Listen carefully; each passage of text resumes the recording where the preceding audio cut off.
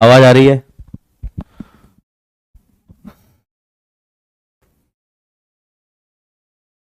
Welcome back बच्चा लोग।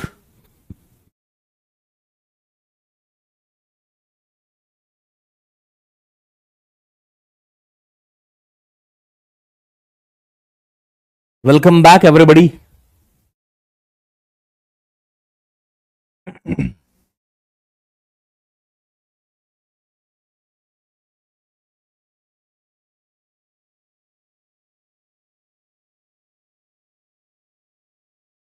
आई hope we are live.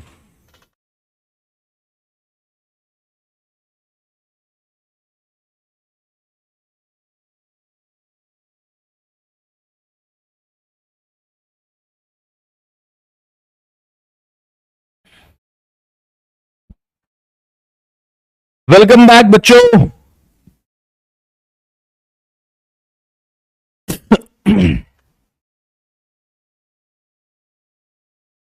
फटाफट से आ जाओ without wasting any time. Let's directly begin the chapter. Lecture number 5।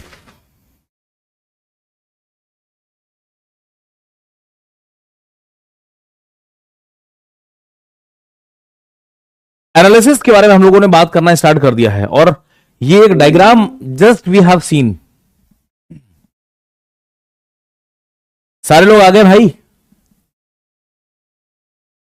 सारे आ गए? स्टार्ट किया जाए। हेलो बच्चों।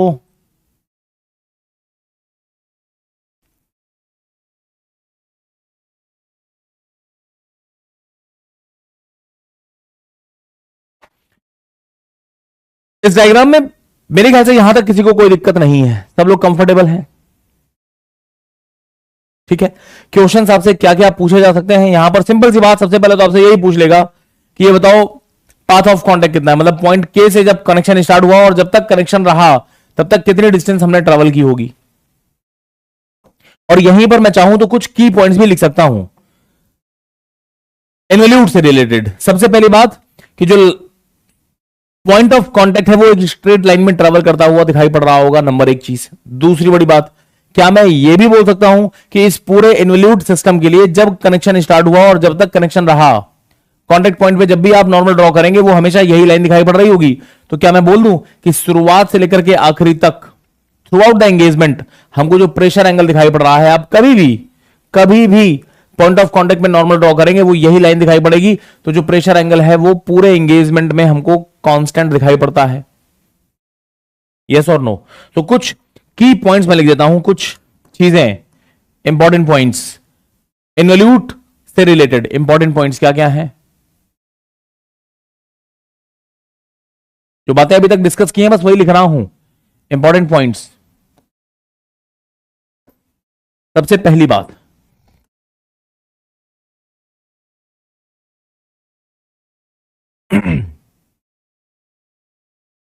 Point of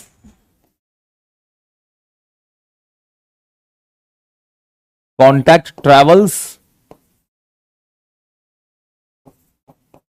in straight line, number एक चीज। दूसरी बड़ी बात, pressure angle through out the engagement remains constant. Pressure angle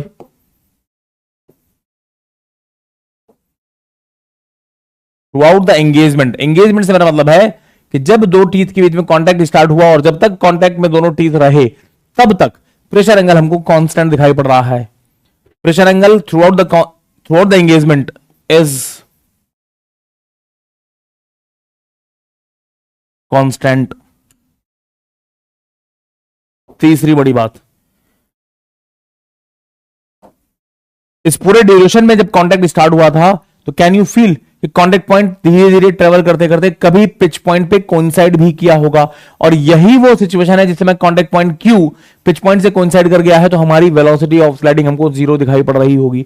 और क्यों ना हो यार, क्योंकि फ्रिक्शनल डिस्क जहां पर प्योर रोलिंग मोशन दिखाई पड़ सकती थी वो यही तो पॉइंट था जहां पर प्योर रोलिंग मोशन हो रही है। अब इससे पहले से कहीं से कनेक्शन स्टार्ट हो रहा है तो प्योर रोलिंग के साथ साथ कुछ हल्की फुल्की स्लाइडिंग टीथ के टीथ में आपको प्रोफाइल के ऊपर दिखाई पड़ रही होगी। तो दिस पॉइंट P जिस समय contact point Q pitch point के साथ कोइंसाइड कर जाएगा, velocity of sliding is going to be 0. When Q coincides with P, velocity of sliding will become 0. लिख सकते हैं क्या? क्या इतनी बातें समझ में आ रही जो बातें मैंने लिखी हैं? क्या ये सारी एक एक बात आप लोगों को समझ में आ रही है? सिंपल सी बात. क्वेश्चन आपसे जो पूछे जाएंगे उसको किस तरीके से सॉल्व करना है. कॉन्टेक्ट दिस जो कॉन्टेक्ट पॉइंट है वो कितना पाथ ट्रेवल कर रहा है, जिसको हम लोग पाथ ऑफ कॉन्टेक्ट बोलते हैं, ये आपसे कैलकुलेट करने को बोलता है. How do we calculate that? मैं इसी डायग्राम को कॉपी कर लेता हूं आगे एक पेज में. आपसे पूछेगा पाथ ऑफ कॉन्टेक्ट निकाल के बताओ. कैसे निकालते हैं path of contact? Let's have a look.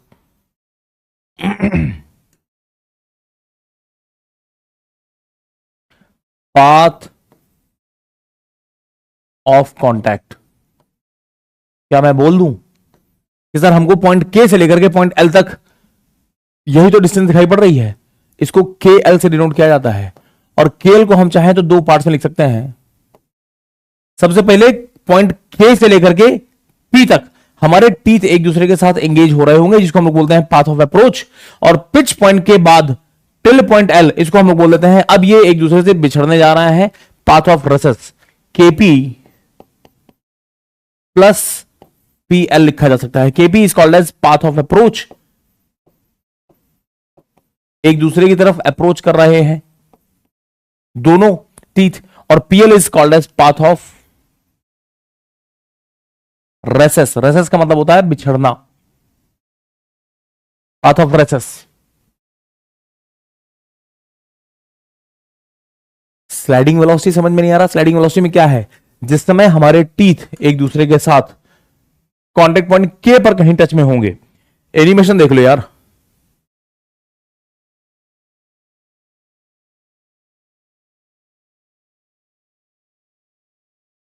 Teeth के बीच में ये स्लाइडिंग आपको दिख रही है, this sliding I am talking about. दोनों टीथ प्रोफाइल्स को जब आप देखोगे, दो टीथ को आप देखोगे, तो एक टीथ के साथ ये जो टीथ है, दूसरा टीथ इसके साथ स्लाइड करता हुआ दिखाई पड़ रहा है. Just have a look. Exactly at pitch point आपको प्योर रोलिंग दिखाई पड़ेगी, अदरवाइज आप कहीं भी जाएंगे आपको हल्की फुल्की स्लाइडिंग दिखाई पड़ रही होगी.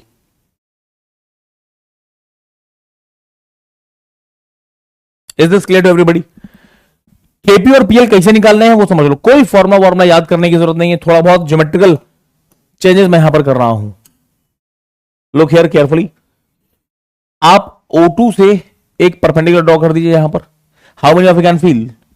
इसको मैं बेस सर्कल की रेडियस ही तो बोलूंगा. ये हमारी बेस सर्कल की रेडियस ही तो है.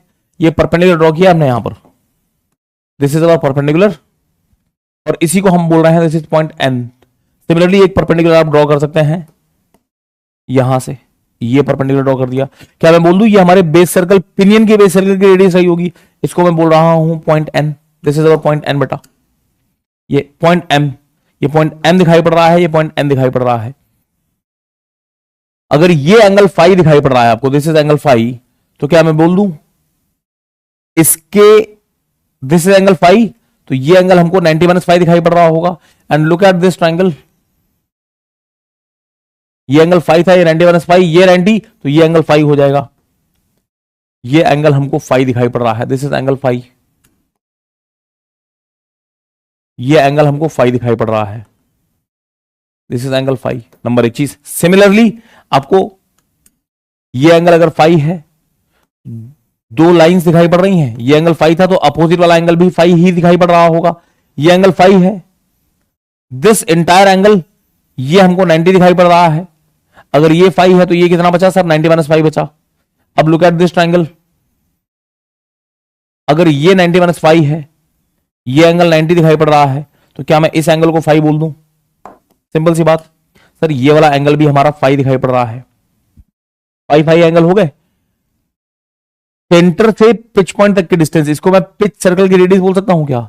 ये हमारी स्मॉल आर दिखाई पड़ रही है. स्मॉल आर दिखाई पड़ रही है सर. ये जो रेडियस दिख रही है ना, this is small R radius. Small R. और सिमिलरली सेंटर से ये जो डिस्टेंस नजर आ रही है इसको आप लोग बोलेंगे this is your capital R. ये पिच सर्कल ऑफ गियर की रेडियस कैपिटल आर दिखाई पड़ रही है। एक काम कर लेते हैं, मैं अगर O2 से पॉइंट K को कनेक्ट करूं ये वाली डिस्टेंस, तो क्या मैं बोल दूं ये क्या है, ये हमारी radius of addendum circle of gear रही होगी कैपिटल आर ए। सिमिलरली अगर हम इसी तरीके से पॉइंट O1 से कनेक्ट करते पॉइंट L को, तो मैं इसको radius of addendum circle of pinion बोल देता। मैं वो नहीं बनाऊंगा, अदरवाइज डायग्राम और कॉम्प्लिकेटेड हो जाएगा। ऐसे ही वहां भी बनाया जा सकता है। तो पिच सर्कल की रेडियस ये दिख रही है, बेस सर्कल की रेडियस ये दिख रही है हमको गियर की, और अडेंडम सर्कल की रेडियस हमको ये दिखाई पड़ रही है। हमको सबसे पहले केपी निकालना है, मैं केपी निकाल के दिखाऊंगा। सिमिलरली हम लोग पीएल भी निकालेंगे, उसको मैं दिखाऊंगा नहीं निकाल के, but you can calculate that. KP कैसे निकालना है बहुत ध्यान से समझना। क्या मैं लिख सकता हूं, इस ट्राइंगल को देखिए अगर आप, तो क्या ये आपको एक राइट एंगल ट्राइंगल दिखाई पड़ रहा है? राइट एंगल ट्राइंगल है, तो मैं बोल सकता हूं दिस डायगोनल का square is equal to base square plus perpendicular square. This hypotenuse का square will be equal to base plus perpendicular का square.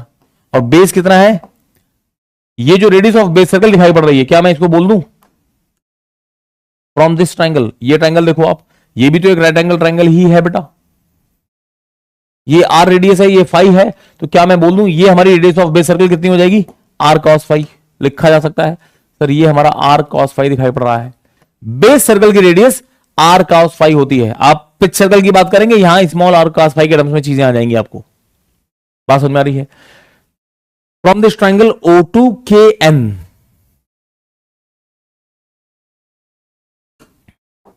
Look at triangle O2KN, क्या लिखेंगे, O2K square is equal to O2N square, O2K square is equal to O2N का square, ये square plus KN का square, KN का square. What is this O2K square बेटा? O2 से लेकर के K तक, ये RA ही तो है, capital RA। RA square is equal to O2N को क्या लिखोगे आप सर, O2 से लेकर के पॉइंट N तक R cos फाई लिखा हुआ है, इसको मैंने लिखा R cos फाई स्क्वायर लिख देते हैं, प्लस KN को मैं थोड़ा सा कुछ लिख रहा हूं, KN को मैं लिखूंगा, क्या लिख सकते हैं, KN ये डिस्टेंस है, क्या मैं इसको KP प्लस PN लिख सकता हूं क्या? KP प्लस PN लिख दो भाई, KP plus PN whole square. और PN को क्या लिख सकते हो आप sir, PN can be written as, where is this PN, P से लेकर के N तक की डिस्टेंस, ये क्या लिखा जा सकता है, look at this triangle again, ये R था, ये फाई है, R cos फाई, तो क्या मैं इसको R sin फाई लिख सकता हूं क्या? What is this sir, this is R sin phi, बोलो हां। ये वैल्यू हमारी R sin फाई दिख रही है हमको, लिख देते हैं PN की वैल्यू हमको कितनी दिख रही है, this is R sin phi. यहां से आप मस्त KP की वैल्यू निकाल सकते हो, कितना हो जाएगा, RA स्क्वायर माइनस ये स्क्वायर लिखो आप, RA square minus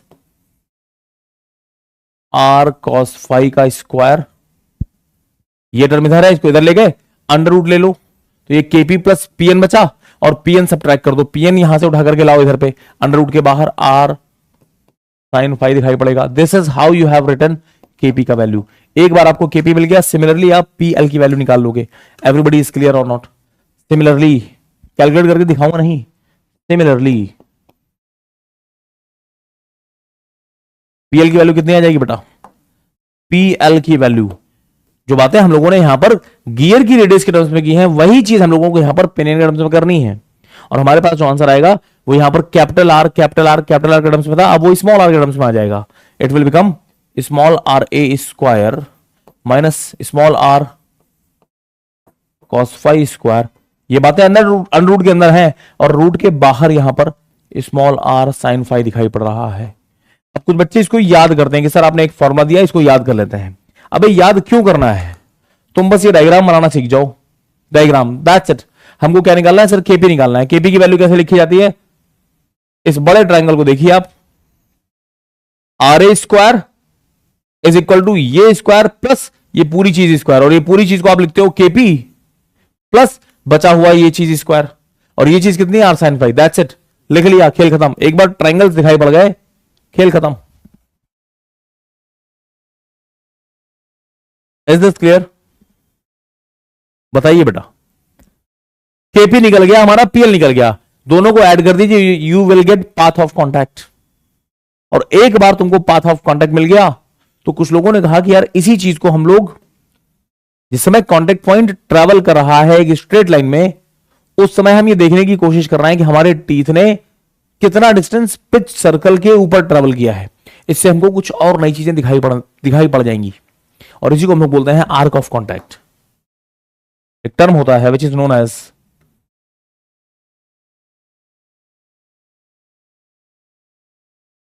arc of contact. By definition लिख देता हूं, इट इज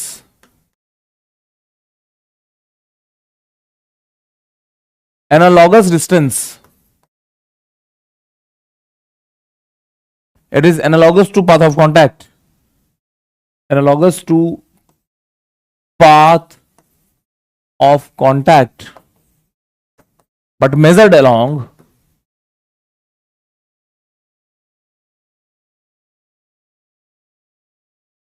pitch circle। क्या मतलब है? मतलब जो हमने पाथ ऑफ कॉन्टैक्ट निकाला है उसी चीज को हम पिच सर्कल के अलोंग मेजर करने की कोशिश कर रहे हैं। पहले मैं फॉर्मूला लिख देता हूं and then I will tell you कि ये दिखता कैसा है।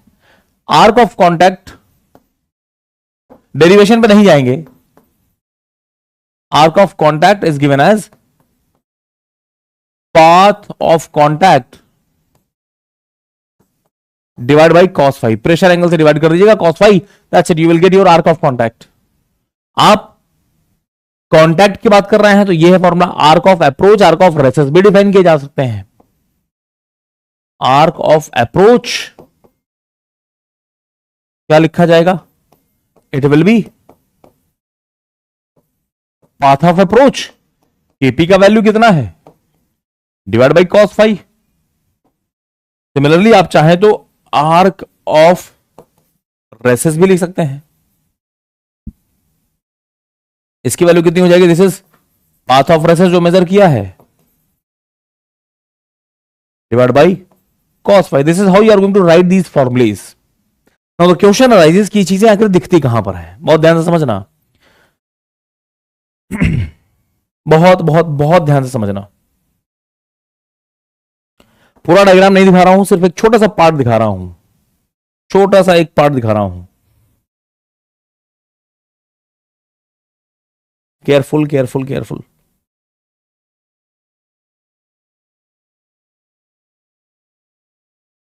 Look here look here look here. बहुत ध्यान से, मैं सिर्फ पिनियन दिखा रहा हूं।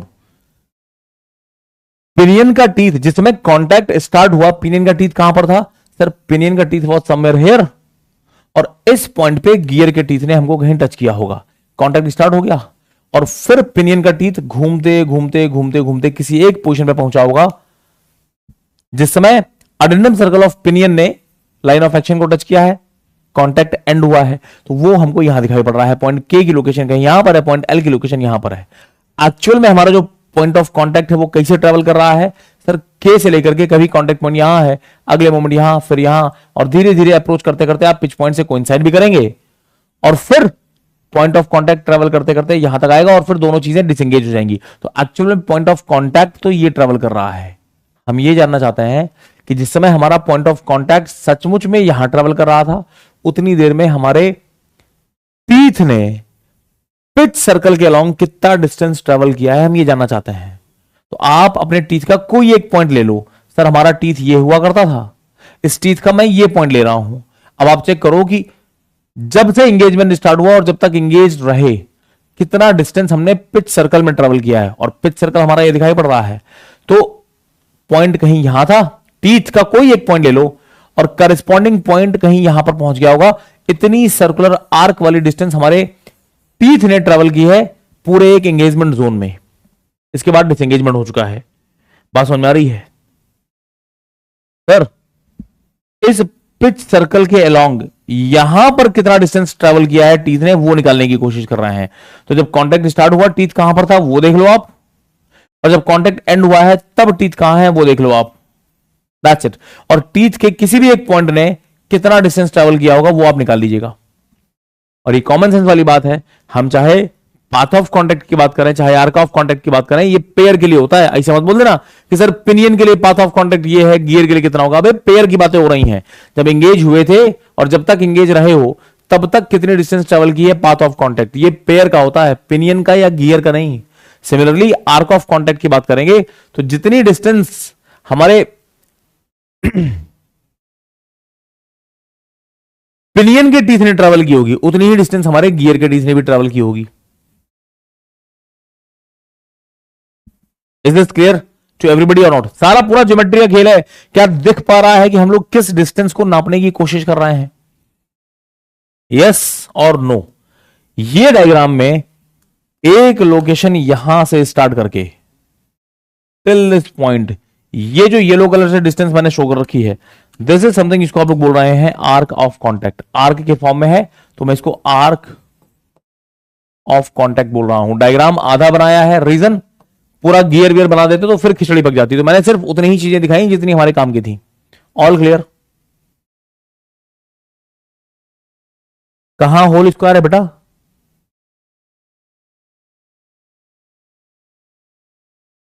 यहां होल स्क्वायर है तो कोई दिक्कत नहीं, ये स्क्वायर माइनस ये स्क्वायर किया तो ये होल स्क्वायर है। स्क्वायर हटाओगे तो इधर अंडर रूट आ गया, तभी तो अंडर रूट आया है। और फिर पीएन की वैल्यू आपने सब्ट्रैक्ट कर दी है, तो this square minus this square under root में, फिर आपने पीएन की वैल्यू को सब्ट्रैक्ट किया होगा। All good? नाउ पहले ही मैंने आप लोगों से एक चीज बोली थी एज अ डिस्क्लेमर कि कई बार ऐसा सिचुएशन होगा, कई बार ऐसा सिचुएशन होगा जहां पर मेरे पास कोई आर्क वाली डिस्टेंस आई है। आप आर्क ऑफ कॉन्टैक्ट निकालिए, ये निकाल लिया, फॉर्मुला फॉर्मुला वैल्यूज रखिए, आर्क ऑफ कॉन्टैक्ट की वैल्यू कितनी है निकल जाएगी। कुछ तो एमएम निकल के आई, 10 mm 15 mm 20 mm कुछ तो निकल के आया। अब आप इस आर्क ऑफ कॉन्टैक्ट को चाहे तो मुझे ये बता दें कि सर हमारा जो आर्क ऑफ कॉन्टैक्ट निकल के आया है, आपकी मर्जी है सर ये समथिंग एमएम आया है, समथिंग एमएम आया है, या तो आप ऐसे बता दें, या फिर मैंने एक और चीज बोली थी कि हम इसको एज ए लोकल यूनिट्स भी, इसको कुछ लोकल यूनिट्स के टर्म्स में भी एक्सप्रेस कर सकते हैं। एंड लोकल यूनिट्स क्या थी? अगर कुछ आर्क मेजर करना है तो मैं सर्कुलर पिच के टर्म्स में मेजर करूंगा, और अगर कोई लीनियर डायमेंशन मेजर करनी है तो वो मैं मॉड्यूल के टर्म्स में मेजर कर सकता हूं। ये आर्क वाली डिस्टेंस मिल गई तो हम चाहें तो इसको समथिंग एमएम को how much times of circular pitch ऐसे भी लिखा जा सकता है। आप सर्कुलर पिच कितना है वो निकाल लो,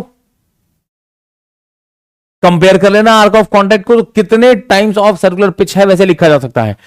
फायदा क्या होता है अगर आप मेरे सामने लिख देंगे कि सर ये वैल्यू जो आ रही है ये 1 पीसी के बराबर है, या कभी आप बोलेंगे 2 पीसी के बराबर है, या आप कभी बोलेंगे 3 पीसी के बराबर है, तो इसका मतलब क्या होता है? ये जो 1 पीसी 2 पीसी 3 पीसी दिखाई पड़ रहे हैं, ये हमें एक बहुत अच्छी इंफॉर्मेशन देते हैं। ये बताते हैं कि how many pairs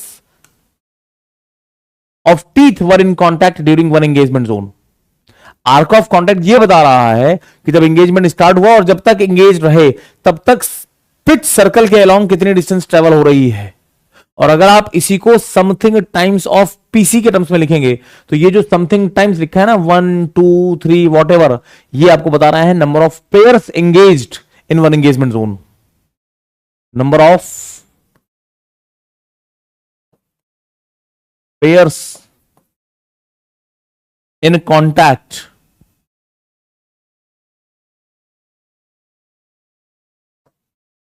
in one engagement zone, और इसी को टेक्निकली बोला जाता है contact ratio.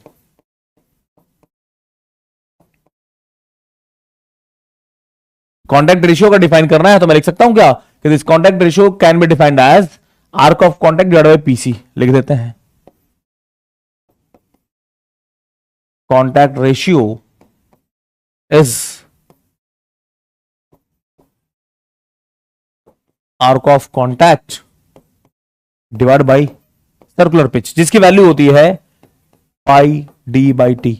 Pi D by T लिखें या डी बाई टी को एम मॉड्यूल लिख सकते हैं, तो आप इसको पाई एम भी लिख सकते हैं, ऐसे निकाला जा सकता है। ठीक है, मैं अभी हटा रहा हूं, सिर्फ पीसी देख लो आप। Contact ratio, this is how we can write it. बहुत ध्यान से समझना। हाँ, अब सुनो सुनो सुनो सुनो, किसी को इसमें दिक्कत तो नहीं हो रही? मैंने पहले ही लिखा था मॉड्यूल की वैल्यू, जैसे हमने बोली थी ना कि मॉड्यूल की वैल्यू अगर 10 mm है और हमें कोई चीज अडेंडम डिफाइन करना है, अडेंडम की वैल्यू आई 0.8, अडेंडम की वैल्यू आई 8 mm, तो हम इस अडेंडम को चाहे तो 8 mm लिखें या 0.8 टाइम्स मॉड्यूल लिख सकते हैं। तो ये 0.8 वहां पर कुछ रिप्रेजेंट कर रहा था। इसी तरीके से यहां पर समथिंग टाइम्स पी से लिखा जा सकता है, और जो समथिंग टाइम्स है इसको मैं बोलूंगा this is going to be our contact ratio. कितने पेयर्स एक दूसरे के साथ एंगेज्ड हैं एक पूरे वन एंगेजमेंट जोन में, ये पता चल जाएगा, अच्छी इंफॉर्मेशन मिल जाएगी। आप एमएम में लिखेंगे हमको कुछ फीलिंग नहीं आ रही है, लेकिन जैसे ही आप 1 पीसी 2 पीसी 3 पीसी लिखते हैं तो कितने पेयर्स एंगेज्ड हैं वो पता चल जाएगा। Let me show you that. बहुत ध्यान से, बहुत ध्यान से समझने की कोशिश करिएगा। फॉर एग्जाम्पल मेरे सामने ये पिनियन दे रखा है,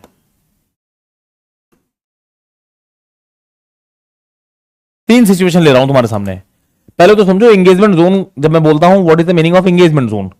एंगेजमेंट जोन का मतलब होता है कि सर हमारा कोई भी टीथ जो यहां पर पहुंचेगा इस रेडियल पोजीशन पे वो एंगेज हो जाएगा, और कोई भी टीथ जो यहां पर पहुंचेगा वो डिसएंगेज हो जाएगा। टीथ जब यहां आया होगा तो एंगेज हो गया, वो सामने वाले के साथ भिड़ गया, और जब तक एक दूसरे के साथ रहे टिल दिस पोजीशन एंगेजमेंट रहा, और फिर डिसएंगेज हो जाएंगे। ये जो डिस्टेंस मैंने आपको दिखाई है इसको हम लोग बोल रहे हैं एंगेजमेंट जोन। यहां पर हमारा कांटेक्ट स्टार्ट हुआ था, कोई भी टीथ जो यहां आएगा वो सामने वाले के साथ एंगेज हो जाएगा, यहां पर हमारा कनेक्शन स्टार्ट होगा और कनेक्शन यहां पर हमारा एंड हो जाएगा। Getting a point? और इसको मैं बोल रहा हूं this is our one engagement zone. Start से लेकर के एंड तक वन एंगेजमेंट जोन में बोल रहा हूं, this is our engagement zone, start होने से लेकर के एंड होने तक। अब अगर मैंने बोला कि आर्क ऑफ कांटेक्ट की जो वैल्यू आपने निकाली है, इसी को तो बोलते हैं आर्क ऑफ कांटेक्ट की, जब एंगेज हुए थे और जब तक एंड हुआ तो सर पिच सर्कल के अलाउंग कितनी डिस्टेंस ट्रेवल की है। अगर ये 1 पीसी आया है, 1 पीसी के बराबर, इसका मतलब क्या है? अगर ये वैल्यू 1 पीसी है तो हमको इस 1 पीसी में क्या क्या नजर आ रहा होगा? एक टीथ का थिकनेस और उसके साइड वाला स्पेस। हमको यहां पर बस एक टीथ दिखाई पड़ रहा होगा इस तरीके से, उसके बाजू वाला स्पेस, और फिर अगला टीथ कहीं यहां दिखाई पड़ रहा होगा। समझ रहे हैं? फिर अगला टीथ हमको कहीं यहां दिखाई पड़ रहा होगा। I hope everybody is getting my point. अपनी खुद की थिकनेस, अपना खुद का कुछ स्पेस, इसी को तो पीसी बोलते हैं। और आर्क ऑफ कांटेक्ट की वैल्यू बिल्कुल 1 पीसी के बराबर आई है, 1 पीसी के बराबर। ये दिस इज ओनली 1 पीसी। इसका मतलब है कि जब इस एंगेजमेंट जोन में हम कभी भी नजर मारेंगे हमको सिर्फ एक ही पेयर दिखाई पड़ रहा होगा। इमेजिन करना कि अभी ये वाला जो टीथ है ये बस डिसएंगेज होने ही वाला है, और जिस मोमेंट पे ये डिसएंगेज हुआ खट से ये दूसरा बंदा ये अंदर आ जाएगा, ये दूसरे के साथ एंगेज हो जाएगा, और जब तक ये एक दूसरे के साथ एंगेज रहेंगे पूरे ड्यूरेशन में हमको एक ही पेयर दिखाई पड़ रहा है एंगेज्ड, और the moment it will release तब तक ये पहुंच चुका होगा मोर्चा संभालने के लिए। बात समझ पा रहे हैं आप लोग? अगर कल को मेरे सामने आंसर आ जाए 2 पीसी तो हम इसको इस तरीके से डिफाइन करेंगे। 2 पीसी का मतलब कि सर एंगेजमेंट स्टार्ट यहां पर हुआ है और एंगेजमेंट खत्म जो है वो यहां पर हुआ है। स्टार्ट यहां हो रहा है एंगेजमेंट, और एंड यहां हो रहा है। 2 पीसी एंगेजमेंट जोन, स्टार्ट से लेकर के एंड तक, इसको हम लोग बोलते हैं एंगेजमेंट जोन।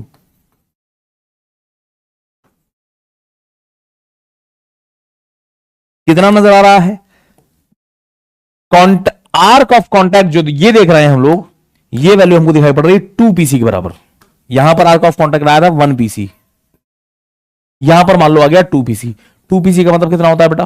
सर 2 पीसी में आपको 2 सर्कुलर पिच, आंखें बंद करो, इमेजिन करो 2 सर्कुलर पिच में क्या, एक सर्कुलर पिच में एक टीथ की थिकनेस, बगल वाला स्पेस दिख रहा है। 2 सर्कुलर पिच क्या क्या नजर आ रहा होगा?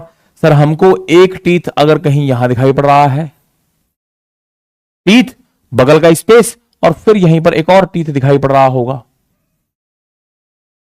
उसके बगल का स्पेस, और तीसरा टीथ हमको कहीं यहां दिखाई पड़ रहा है। बात समझ में आ रही है? ये सिचुएशन आपको दिखाई पड़ रही होगी। अब तुम देख करके बताओ बड़े आराम से कि एंगेजमेंट जोन में तुमको कितने टीथ फंसे हुए दिखाई पड़ रहे हैं। सर हमको 2 टीथ पिनियन के फंसे हुए दिख रहे हैं, तो ये 2 टीथ गियर के साथ एंगेज रहे होंगे, ऑब्वियस सी बात है। अभी फिलहाल के लिए हमको ये वाला टीथ दिख रहा है कि बस जस्ट एंड होने वाला है एंगेजमेंट का इसके, तो जैसे ही इसका एंगेजमेंट एंड होगा तो मुझे लगता है ये बैठा हुआ है मोर्चा संभालने के लिए, ये तुरंत एंगेज हो जाएगा। अब ये 2 टीथ एक दूसरे के साथ एंगेज दिखाई पड़ रहे हैं। The moment it will reach here, तब तक कोई तीसरा बंदा आ जाएगा। हम जब भी देखेंगे हमको 2-2 चीजें दिखाई पड़ रही होंगी। बात समझ में आ रही है? 2 पीसी का क्या मतलब होता है? सर एक पीसी तो हमको 1 पीसी तो हमको ये दिखाई पड़ रहा था, और दूसरा पीसी हमको ये दिखाई पड़ रहा था। This is the meaning of 2 PC. Is this clear? एक पीसी ये है और एक पीसी हमको ये दिखाई पड़ रहा है। सर्कुल आप हमको आर्क ऑफ कॉन्टैक्ट एमएम में बताते, कोई फीलिंग नहीं आती। द मोमेंट आप लिखना शुरू कर देते हो समथिंग टाइम्स पीसी, तो हमको पता चल जाता है 2 पेयर्स ऑलवेज एंगेज दिखाई पड़ रहे हैं, 1 पेयर ऑलवेज एंगेज दिखाई पड़ रहा था। अब बच्चे का कहना है कि सर ये तो फॉर्मूला है, आर्क ऑफ कॉन्टैक्ट निकालेंगे डिवाइड बाय पीसी करेंगे, जरूरी थोड़ी है कि ये हमेशा इंटीजर ही आए, 1 2 3 4 ही आए।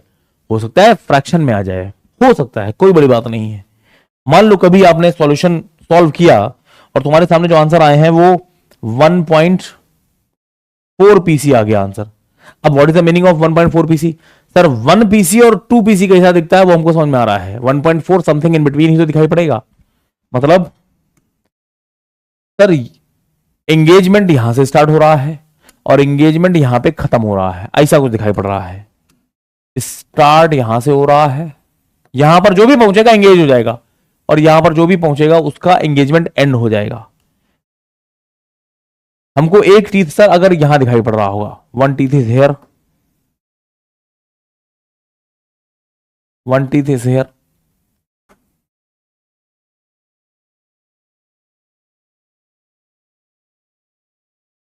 केयरफुल, एक टीथ जस्ट डिसएंगेज होने वाला है। 1.4 पीसी नजर कैसा आता होगा पहले तो समझो।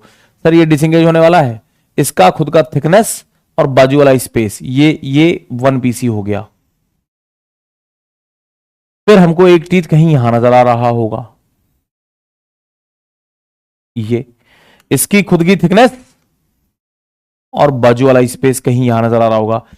2 पीसी देखेंगे तो हमको 2 पीसी ये दिख रहा है, लेकिन हमारे एंगेजमेंट जोन में कितना फंस रहा है? सर 2 पीसी से कम, 1 पीसी से ज्यादा है, 2 पीसी से कम, ऐसा कुछ दिखाई पड़ रहा है। यह है हमारा 1.4 पीसी का एक्सप्लेनेशन। दूसरा टीथ यहां है। अब तुम देख करके बताओ, अभी देख रहे हो तो कितने टीथ एंगेजमेंट जोन में फंसे हुए दिख रहे हैं? सर 2 टीथ पिनियन के, 2 टीथ गियर के रहे होंगे। तो क्या मैं बोल दूं अभी फिलहाल के लिए हमको 2 पेयर दिख रहे हैं, 2 पेयर, लेकिन ये वाला टीथ जस्ट डिसएंगेज होने ही वाला है। द मोमेंट इट डिसएंगेजेस, क्या लगता है यहां पे कोई बैठा है तुरंत आने के लिए? सर अभी नहीं है, कुछ देर तक ये बेचारा अकेले लोड झेलेगा, और जब ये कहीं इधर पे कहीं पहुंच जाएगा तब तक जाकर के ये बंदा फिर यहां लोड लेने के लिए आ रहा है। तो जब कभी हम देख रहे हैं तो कुछ ड्यूरेशन में हमको 2-2 पेयर दिखाई पड़ते थे। जब हम देख रहे हैं कुछ ड्यूरेशन के लिए तो हमको कभी कभी एक पेयर भी यहां पर दिखाई पड़ रहा है कि बस एक नीचे एक ऊपर, ये दोनों काम कर रहे हैं। तो कभी कभी हमको 2 दिखाई पड़ते हैं, कभी कभी हमको 1 दिखाई पड़ता है। ऑन एन एवरेज अगर बात की जाए तो पूरे एंगेजमेंट जोन में 40% ड्यूरेशन ऐसी है जहां पर 2 टीथ दिखाई पड़ रहे थे। बात समझ में आ रही है? 40% ड्यूरेशन ऐसी है जहां पर 2 टीथ हैं, बाकी एक पेयर तो हमेशा है ही। 40% ड्यूरेशन ऐसी है जहां पर हमको 2 पेयर्स दिखाई पड़ रहे हैं। This is how we are going to write it. ऐसे मत लिख देना कभी कि सर वो यहां पर कितने पेयर्स हैं, 1 पेयर कांटेक्ट में है, यहां कितने पेयर हैं, 2 पेयर, यहां कितने पेयर हैं, 1.5 पेयर। अबे पेयर का मतलब होता है 2 टीथ अगर टच में आ गए तो 2 पेयर हो गए। ऐसा थोड़ी है कि सर 1 पेयर पूरा टच में है और दूसरा कुछ टच में है। टच में आ गए तो पेयर बन गया। आप 1.4 को एक्सप्लेन कैसे करोगे वो आपको समझना है। कैसे एक्सप्लेन करेंगे कि जब भी मैं देख रहा हूं हमेशा 1 पेयर तो हमको दिख ही रहा है। 40% ड्यूरेशन ऐसी है जब हमको 2-2 पेयर्स दिखाई पड़ रहे हैं। Situation will look something like this. Yes or no. बात समझ में आ रही है? प्रैक्टिकली अगर आप देखते हो तो तुम्हारे सामने गियर के टीथ कुछ इस तरीके से नजर आ रहे हैं। अब तुम हल्की से नजर मारो और सारे बच्चे प्रैक्टिकल देख करके बताओ कितने, यहां पर अगर मैं डिफाइन करूं कॉन्टैक्ट रेशियो तो लगभग क्या दिख रहा है, लगभग अंदाजन कॉन्टैक्ट रेशियो क्या नजर आ रहा है इस रियल डायग्राम में? कॉन्टैक्ट रेशियो दिख रहा है कुछ? कितने पेयर्स आपको एंगेज्ड दिखाई पड़ रहे हैं? देख करके बताओ।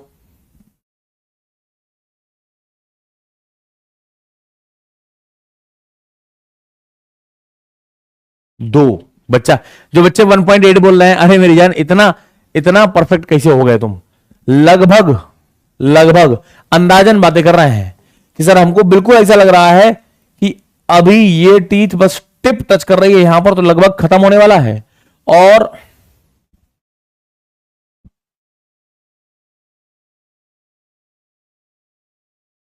लगभग दो पेयर दिख रहे हैं सर, एक टीथ ये, एक टीथ ये एक दूसरे के साथ टच में है, इसके साथ में एक टीथ ये दिखाई पड़ रहा है, और ये जस्ट कांटेक्ट में आने ही वाला है, ये जस्ट कांटेक्ट में आने वाले हैं।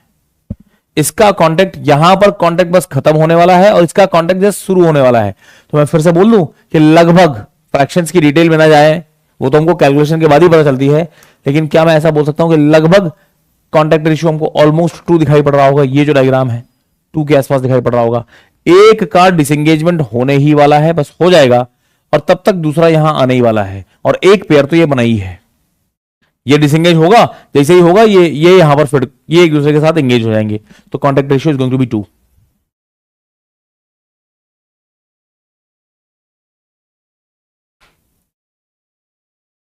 Is this clear to everybody और नॉट? बात समझ में आ रही सारे बच्चों को? क्यों हमने शुरू में लोकल यूनिट्स के फॉर्म में चीजें लिखने की कोशिश की थी? समझ में आ रहा है? लोकल यूनिट के फॉर्म में आप बस इतना बता दो how many times of PC दिखाई पड़ रहा है, तो हमें काफी फायदा हो जाएगा। आप हमें बोलो सर आर्क ऑफ कॉन्टैक्ट की वैल्यू 17 mm आ रही है, हमको कोई फर्क नहीं पड़ता 17 mm से। जैसे ही तुम बताओगे आर्क ऑफ कॉन्टैक्ट की वैल्यू 1.2 पीसी आ रही है, हमको मजा आ जाएगा। 1.2 पीसी का मतलब होता है कि सर एक पेयर तो हमेशा कॉन्टैक्ट में था, 20% ड्यूरेशन ऐसी भी दिखाई पड़ेगी जहां पर दो दो पेयर एक साथ दिखाई पड़ रहे होंगे। क्लियर है बेटा? ठीक है। हाँ, जितना ज्यादा कांटेक्ट रेशियो होगा उतना हमको मजा आएगा। इमेजिन कर सकते हैं, जितना ज्यादा कांटेक्ट रेशियो होगा, मतलब एक गियर की मोशन को दूसरे गियर तक ट्रांसफर करने की जिम्मेदारी उतने ही ज्यादा पेयर्स की है। पर टूथ लोड काफी कम होगा, स्मूथ ऑपरेशन होगा, मजा आएगा। आप ये पूछो कि मिनिमम कितना हो सकता है कांटेक्ट रेशियो? थ्योरेटिकली अगर बात की जाए तो हम चाहते हैं कम से कम एक टीथ तो हमको हमेशा दिखाई पड़े, मतलब एक टीथ तो हमेशा कांटेक्ट में रहे ही। जैसे ही ये छूटे दूसरा तुरंत टच कर ले। ऐसा ना हो जाए कि सर एक एंगेज हुआ और छूट भी गया और तब तक दूसरा आ रहा है। ये नहीं चाहते हैं। तब तो फिर कंटिन्यूअस मोशन का ट्रांसफर ही नहीं हुआ। कंटिन्यूअस मोशन ट्रांसफर के लिए कम से कम एक पेयर हमेशा कांटेक्ट में रहना चाहिए। ये बात तो हो गई थ्योरेटिकली, लेकिन प्रैक्टिकली हम ऐसा भी नहीं चाहते हैं। ऐसा थोड़ी है कि इसका एंगेजमेंट खत्म हुआ और जैसे ही इसने एंगेजमेंट खत्म किया तब दूसरे के ऊपर पूरा लोड आया। ये तो वो बात हुई ना कि सडन लोडिंग हो रही है दूसरे पे। हम प्रैक्टिकली ये चाहते हैं कि इससे पहले एक का कांटेक्ट खत्म हो तब तक दूसरा लोड ले ले। जैसे ओलंपिक की टॉर्च आपने दौड़ते हुए देखी है, ऐसा थोड़ी कि एक दौड़ना बंद करता है तब दूसरा दौड़ता है। आप देखना ओलंपिक की टॉर्च, सिर्फ टॉर्च के मूवमेंट को देखना, एक बंदा ओलंपिक की टॉर्च लेकर के दौड़ता है और जहां इसको रुकना है उसके पहले से ही एक बंदा पैरेलल में दौड़ना शुरू कर देता है। अपना स्पीड इसके साथ जिस मोमेंट पे मैच कर लेता है, टॉर्च ट्रांसफर होती है और ये बंदा अब दौड़ जाता है लेकर के। फिर जब इसको रुकना होता है तो कोई दूसरा बंदा पहले से तैयार है और वो दौड़ता है, पैरेलल हो जाते हैं, फिर से टॉर्च ट्रांसफर हो जाती है। तो आप टॉर्च की मूवमेंट को अगर आप देख रहे हैं तो ये आपको कंटिन्यूअस स्मूथ मूवमेंट दिखाई पड़ रही है। तो स्मूथ मूवमेंट के लिए क्या मैं बोल दूं कि सर हमको प्रैक्टिकली 1 पीसी से ज्यादा ही चाहिए होगा। 1 पीसी से कम तब तो सर कंटिन्यूअस मोशन ही ट्रांसफर नहीं हो रही है। बट प्रैक्टिकली हम लोग जो मार्केट में गियर्स यूज करते हैं वहां पर 1 पीसी नहीं, 1.4 पीसी, 1.5 पीसी, मिनिमम 1.5 पीसी आपको देखने को मिलेंगे बेटा। क्लियर है? मैक्सिमम कितने हो सकते हैं? गियर महंगा होता चला जाएगा, मैक्सिमम जितने करने हैं कर लो। मैक्सिमम पे कोई लिमिट नहीं है। उससे कुछ खर्चे वर्चे बढ़ेंगे, उस पर कोई लिमिट नहीं है, तुम जितना बना सकते हो बना लो, मिनिमम पे there is a technical constraint. Is this clear? सारे बच्चों को ये बात समझ में आ रही है? Let me write, how do we explain 1.4 PC contact ratio? How to explain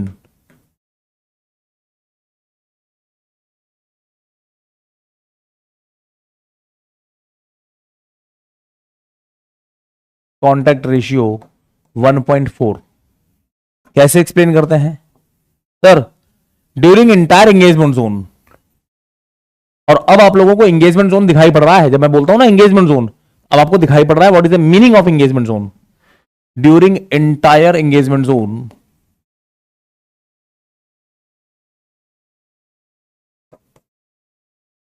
one pair is always in contact. One pair is always in contact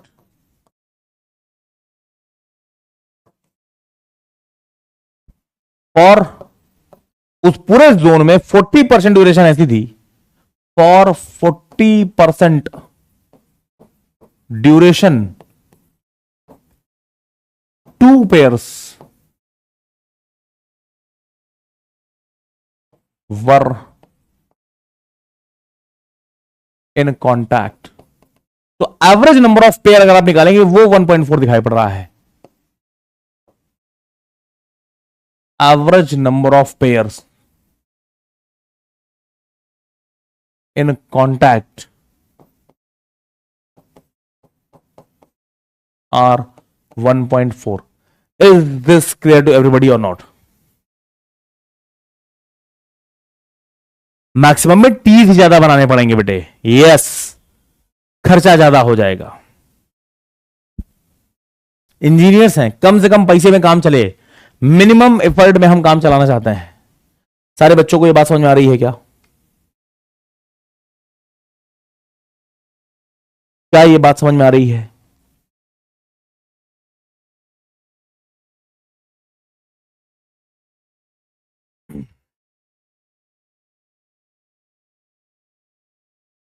all good? आधे बच्चे अब सुस्त हो गए, कह रहे सर ये बातें बहुत टफ हो रही हैं, हमारी ऊपर से जा रही हैं। समझ में आ रहा है कुछ?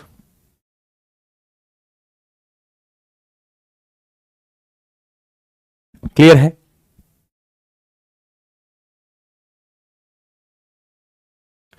अब एग्जामिनेशन में आप लोग किस तरीके से क्वेश्चन सॉल्व कर पाओगे वो देख लेते हैं बहुत ध्यान से। क्वेश्चन आपसे पूछा गया है, क्वेश्चन आपसे पूछा गया है एक सब्जेक्टिव क्वेश्चन, 50 तरीके के छोटे छोटे क्वेश्चन सॉल्व करूं मैं, फिर 51वें क्वेश्चन में तुम फिर से फंस जाओ, कोई मतलब नहीं है। एक ही क्वेश्चन सॉल्व करेंगे और पूरे गियर के चैप्टर को यहीं से महसूस करने की कोशिश करेंगे। क्वेश्चन बहुत ध्यान से पढ़ लो, क्या दिया हुआ है क्वेश्चन।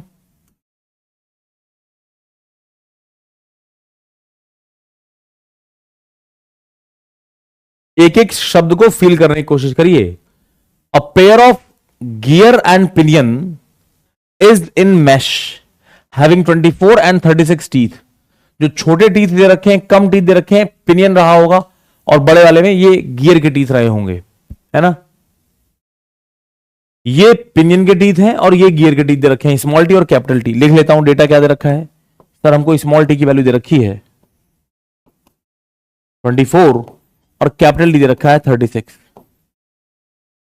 मॉड्यूल आपको 8 mm दे रखा है। कोई बच्चा बताएगा ये मॉड्यूल जो दिया हुआ है ये गियर का मॉड्यूल है या पिनियन का मॉड्यूल है? लिखा नहीं है। किसका मॉड्यूल है, पिनियन का या गियर का? क्या लगता है, क्या लगता है? दोनों का। बोलने की जरूरत नहीं है कि pinion and gear both are having same module ना, हमें मालूम है दोनों का मॉड्यूल सेम होता है। Module is equal to 8 mm, और ये कोई बोलने की बात नहीं है, दोनों का सेम होता ही है। Module must be same for same, module must be same for both pinion and gear. ये बचपन से पढ़ते आ रहे हैं भाई, ये वाला नियम हमको बचपन से मालूम था। तो ये जो मॉड्यूल दे रखा है ये पिनियन का भी है और गियर का भी है। जरूरत पड़ेगी तो हम पिनियन के साथ भी यूज करेंगे, गियर के साथ भी यूज करेंगे। फिर आपसे कह रहे हैं addendum for both gear is 7.5 mm। दोनों का अडेंडम सेम सेम दिया हुआ है। अडेंडम, क्या अडेंडम में मैंने ऐसे कोई कंडीशन आपसे बोली थी कि दोनों का अडेंडम सेम होना चाहिए? बिल्कुल नहीं। अडेंडम सेम हो भी सकता है, नहीं भी हो सकता है, ऐसा कोई कंपल्शन नहीं है। जैसे मॉड्यूल का सेम होना जरूरी है। इनफैक्ट ये प्रेशर एंगल जो लिखा हुआ है कि प्रेशर एंगल 20 डिग्री दिया हुआ है, दोनों का प्रेशर एंगल भी 20 डिग्री होना जरूरी है। आप चेक करिए आपके इस डायग्राम में, चाहे आप पिनियन की बात करो या गियर की बात करो, दोनों के लिए प्रेशर एंगल 20 डिग्री दिखाई पड़ रहा है। दोनों के बेस सर्कल ऐसे होने चाहिए। अब अगर मैं बेस सर्कल ये वाला थोड़ा सा और छोटा कर दूं तो अब ये काम नहीं करेगा। क्यों? क्योंकि सर यहां तो टेंजेंशियल है, यहां पिच पॉइंट से पास हो रहा है, तो लाइन तो यही होनी है। अब दूसरे वाले के बेस सर्कल को इधर पे होना पड़ेगा। समझ रहे हैं? दोनों गियर्स इस तरीके से बनाए जाएं कि दोनों के लिए जब लाइन ड्रॉ की जाए ना, वो टेंजेंशियल हो और पिच पॉइंट से पास हो रही हो। तो समझ रहे हैं? 20 डिग्री 20 डिग्री दोनों के लिए दिखाई पड़ रहा होगा। Careful careful.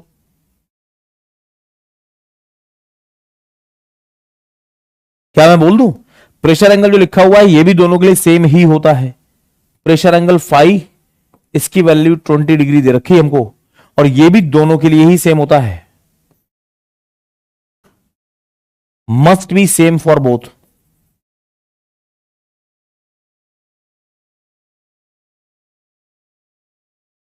Both gears, pinion and gear दोनों के लिए सेम होना पड़ेगा इसको।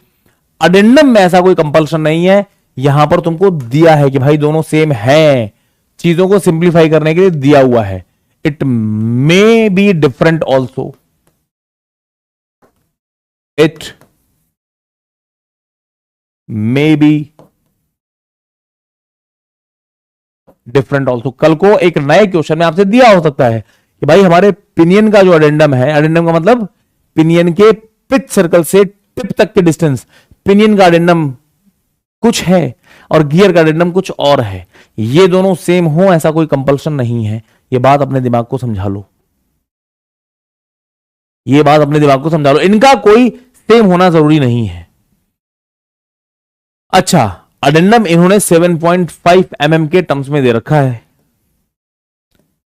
या तो एक और तरीका हो सकता था, अडेंडम जो लिखा है इन्होंने, अडेंडम एक लीनियर डिस्टेंस है।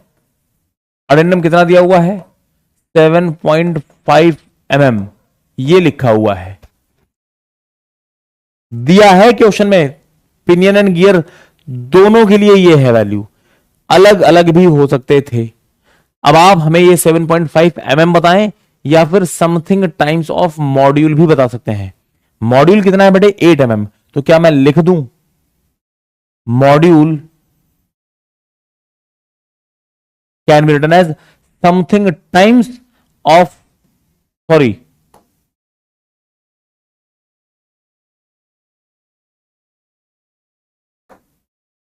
Addendum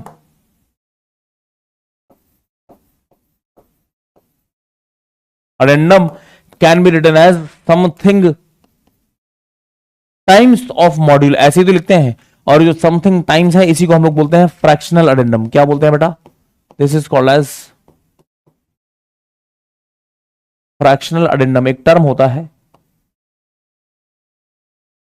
something times of module कैसे लिखोगे? जैसे यहां पर 7.5 mm लिखा हुआ है, तो क्या मैं लिख दूं 7.5 mm को आप something times fractional addendum times module लिख सकते हो। मॉड्यूल कितना है? 8 mm।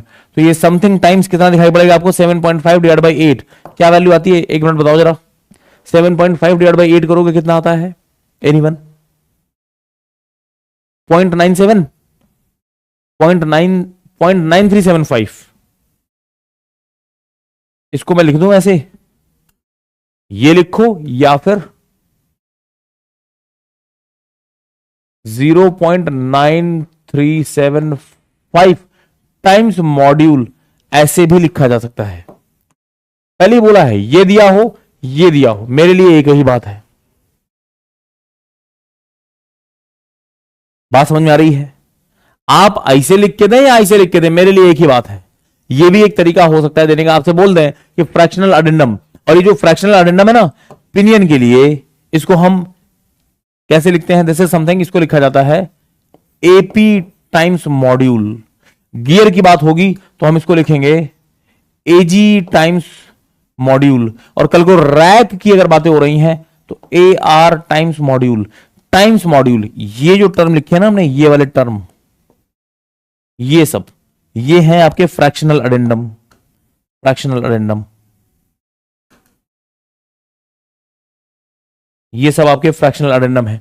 लिखने का तरीका है एपी लिखो, एजी लिखो, एआर लिखो, पिनियन के लिए, गियर के लिए, रैक के लिए, टाइम्स मॉड्यूल, इस तरीके से लिखा जाता है। Why pressure angle is same for both, दोनों के लिए सेम होना पड़ेगा। अलग अलग होगा तो काम नहीं चलेगा गुरु, काम नहीं चलेगा। देखो ना गुरु, यहां मजबूरी है, यहां मजबूरी है, दिख रहा है हमको।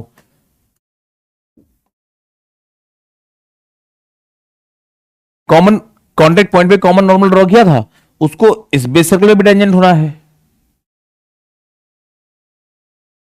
जो भी एंगल बना रहा है, अगर ये 20 डिग्री है तो फर्दर आगे वाले में भी टेंजेंट होना है, और 20 डिग्री का ही टेंजेंट होना है। समझिए हमारी बात।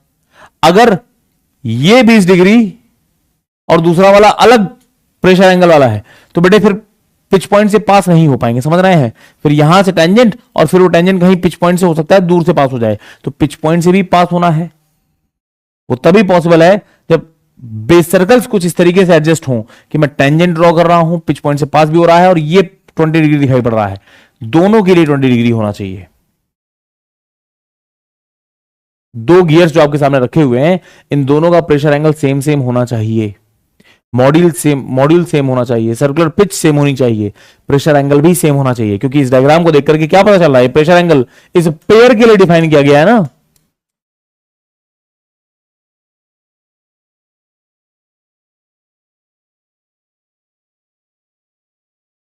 क्लियर है बेटा? ठीक है, चलो क्वेश्चन से थोड़ा सा हट गए थे हम लोग, वापस आते हैं अपने क्वेश्चन पे। ये तो मैंने बस तरीका बताया कि अडेंडम ऐसे दिया है, वो ऐसे भी लिखा जा सकता था। कोई बच्चा चिल्लाए नहीं कि सर ये क्या तरीका है लिखने का। लिख सकते हैं, लोकल यूनिट के टर्म्स में लिख सकते हैं हम लोग। ठीक है, अडेंडम आपको पिनियन का और गियर का सेम सेम दे रखा है, कोई दिक्कत नहीं। Addendum for both pinion and gear, addendum of pinion same दिया है, गिवन है, same as addendum of gear. और ये हमको दिया हुआ है कितना? 7.5 mm गिवन है। हर बार सेम हो ऐसा कोई जरूरी नहीं है। फिर कह रहे हैं pinion is rotating with 450 RPM. ये बताओ पाथ ऑफ कांटेक्ट कितना है, आर्क ऑफ कांटेक्ट कितना है, velocity of sliding when contact point is 102 mm away from the centre of pinion, और angle turn by pinion during engagement. ये सारी बातें आपसे पूछ रहे हैं।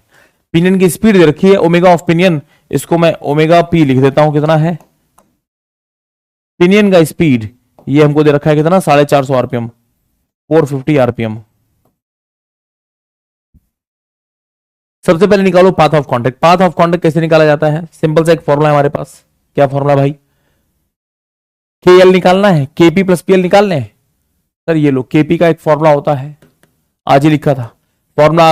अगर हम भूल गए हैं, याद नहीं है, सर आपने मना किया था ना, कैसे क्या करते हैं? ये पिनियन का पिच सर्कल होता है, ये गियर का पिच सर्कल होता है, और दोनों एक दूसरे को टच करते हैं कहीं यहां पर। ये लाइन जॉइनिंग सेंटर होती है। ऐसे ही आपको करना है एग्जाम में। ये O1 होता था, ये O2 होता था, ये आपने लाइन ड्रॉ की थी, फिर यहां से परपेंडिकुलर ड्रॉ किया था। कांटेक्ट पॉइंट K से स्टार्ट हुआ था और L पे खत्म हुआ था। इसको आप बोल रहे थे radius of addendum circle. Gear का अडेंडम जब टच किया होगा तो कांटेक्ट स्टार्ट हुआ था, ये RA हुआ करता था। और सर ये कॉमन टेंजेंट ड्रॉ की थी, ये हमारा एंगल फाई हुआ करता था, ये फाई था तो सर ये भी फाई था, इसको आप आर बोला करते थे तो ये आर कॉस फाई होता था, और ये जो दिख रही है चीज ये हमारी आर साइन फाई होती थी।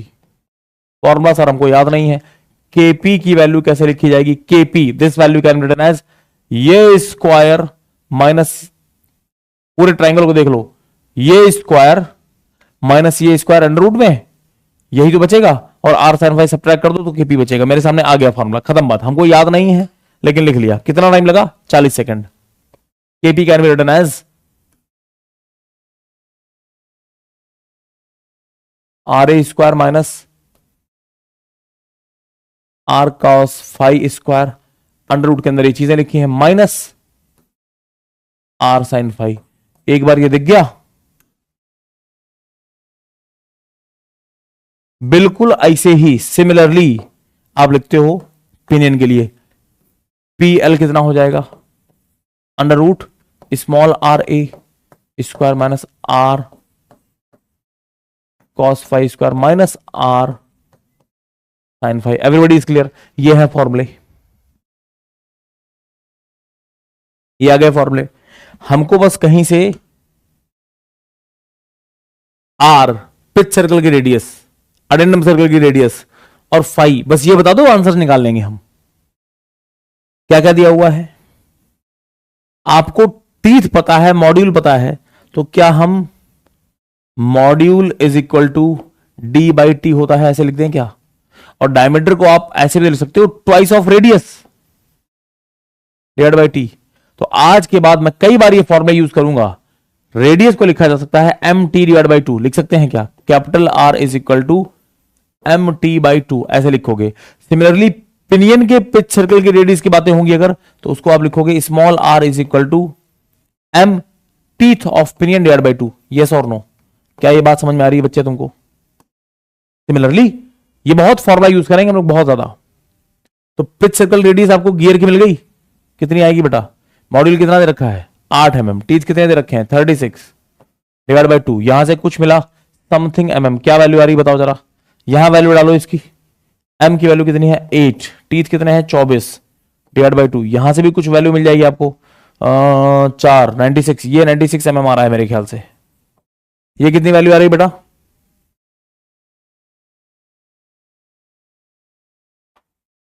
ये वैल्यू कितनी आ रही है? एम टी बाई 2, 2 चौके 8, 4 छंग 24, 4 3 12 दूनी 14, 144 mm।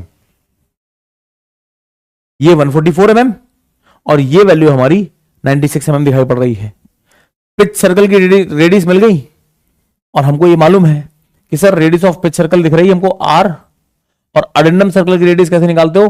सर अडेंडम सर्कल की रेडियस निकालने के लिए पिच सर्कल की रेडियस में थोड़ा सा अडेंडम ऐड ही तो करना होता है। अडेंडम कितना दे रखा है? 7.5 mm। ऐड कर दो तो रेडियस ऑफ अडेंडम सर्कल कितनी हो जाएगी? कैपिटल आर ए की वैल्यू कितनी हो जाएगी? आर प्लस जो भी अडेंडम दे रखा है गियर का, अडेंडम ऑफ गियर ऐड करो यहां पर। कितना दे रखा है सर? ये वैल्यू 144 है, और गियर का अडेंडम 7.5 mm दिया हुआ है। जो भी वैल्यू आ रही है लिख दीजिए समथिंग mm। यहां पर क्या लिखोगे? स्मॉल आर ए के लिए सर पिच सर्कल की रेडियस प्लस पिनियन का अडेंडम कितना दिया है। लकीली दोनों चीजें सेम दे रखी हैं, लकीली सेम दे रखी है, 96 प्लस 7.5 mm। अगर ये अलग अलग होते तो ये 7.5 है, ये कुछ और होता तो मैं कुछ और ऐड करता। क्लियर है बेटा? बताइए ये वैल्यू कितनी आ रही है? दिस वन कैपिटल आ रही, स्मॉल आ रही, पता चल जाएगा आपको कितना आ रहा है। दिस इज 0.5,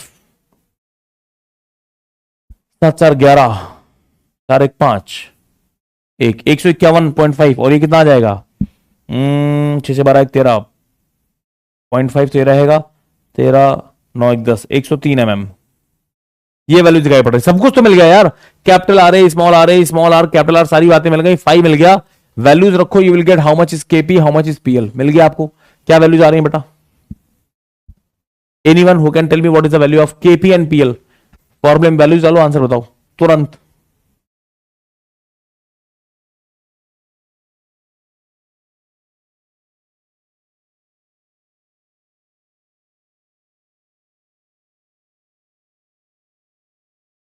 इंडिविजुअल बताइए जरा, केपी और पीएल कितना है बेटा? टोटल तो आ गया आपका 36 पॉइंट समथिंग, इंडिविजुअल वैल्यूज क्या आ रही हैं? ये कितना आया और ये कितना आया?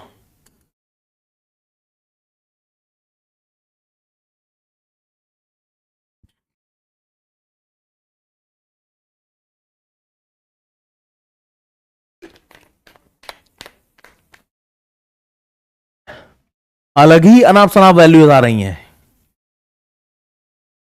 केपी की वैल्यू आई 18.88, 18.88। कोशिश क्या करें डेसिमल के 3-4 डिजिट तक, क्योंकि बहुत छोटी छोटी बातें हो रही ना। 18.88 mm। और पीएल की वैल्यू कितनी आई है बेटा? 17.903, 17.903 mm। ये वैल्यूज मेरे सामने आ रही हैं। टोटल निकालना है, पाथ ऑफ कांटेक्ट निकाल लो यहां से। केएल कितना हो जाएगा? दोनों को ऐड कर दो, केपी प्लस पीएल। ये वैल्यू मेरे सामने आ रही है कितनी? पाथ ऑफ कांटेक्ट 36.7537, 36.7537 बच्चे बोल रहे हैं, यही आ रहा है क्या?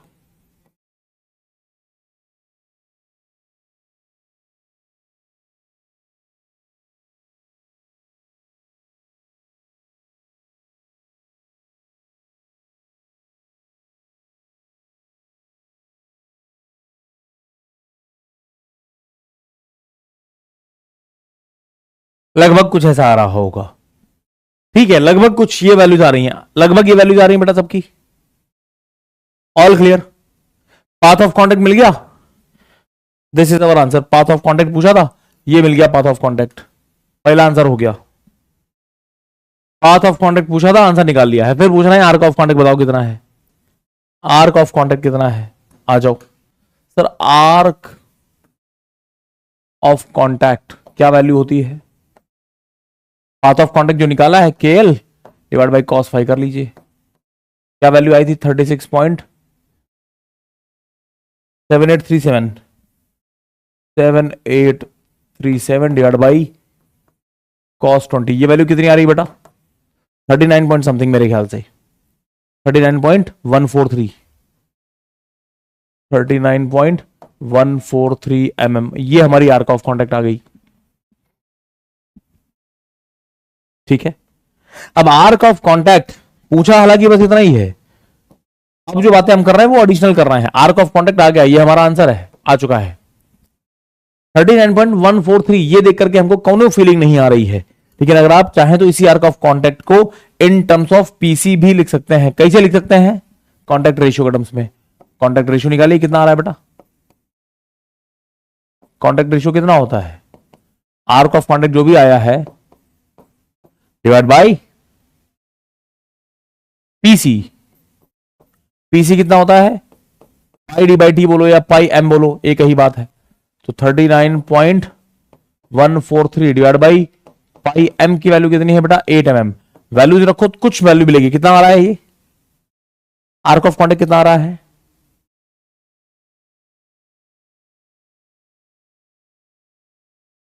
चलो बढ़िया, नितिन आज पहली बार लाइव मिल रही है हम लोग।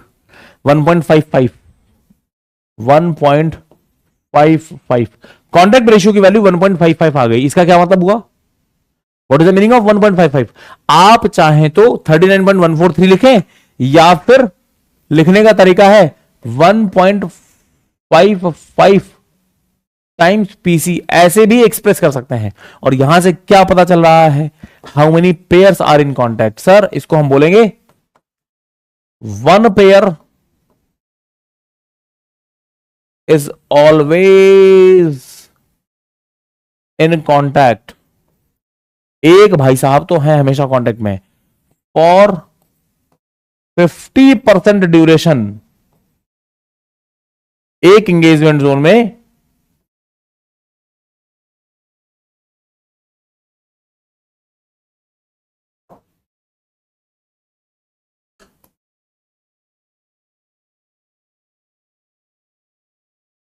how do we express this?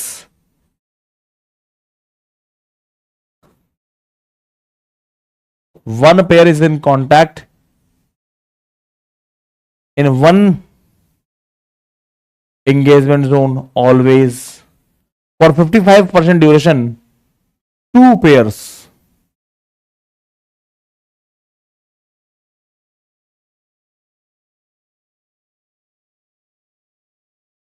Are in contact, एक और पेयर आता हुआ दिखाई पड़ रहा है। एवरेज 1.55 हमको दिखाई पड़ रहा है।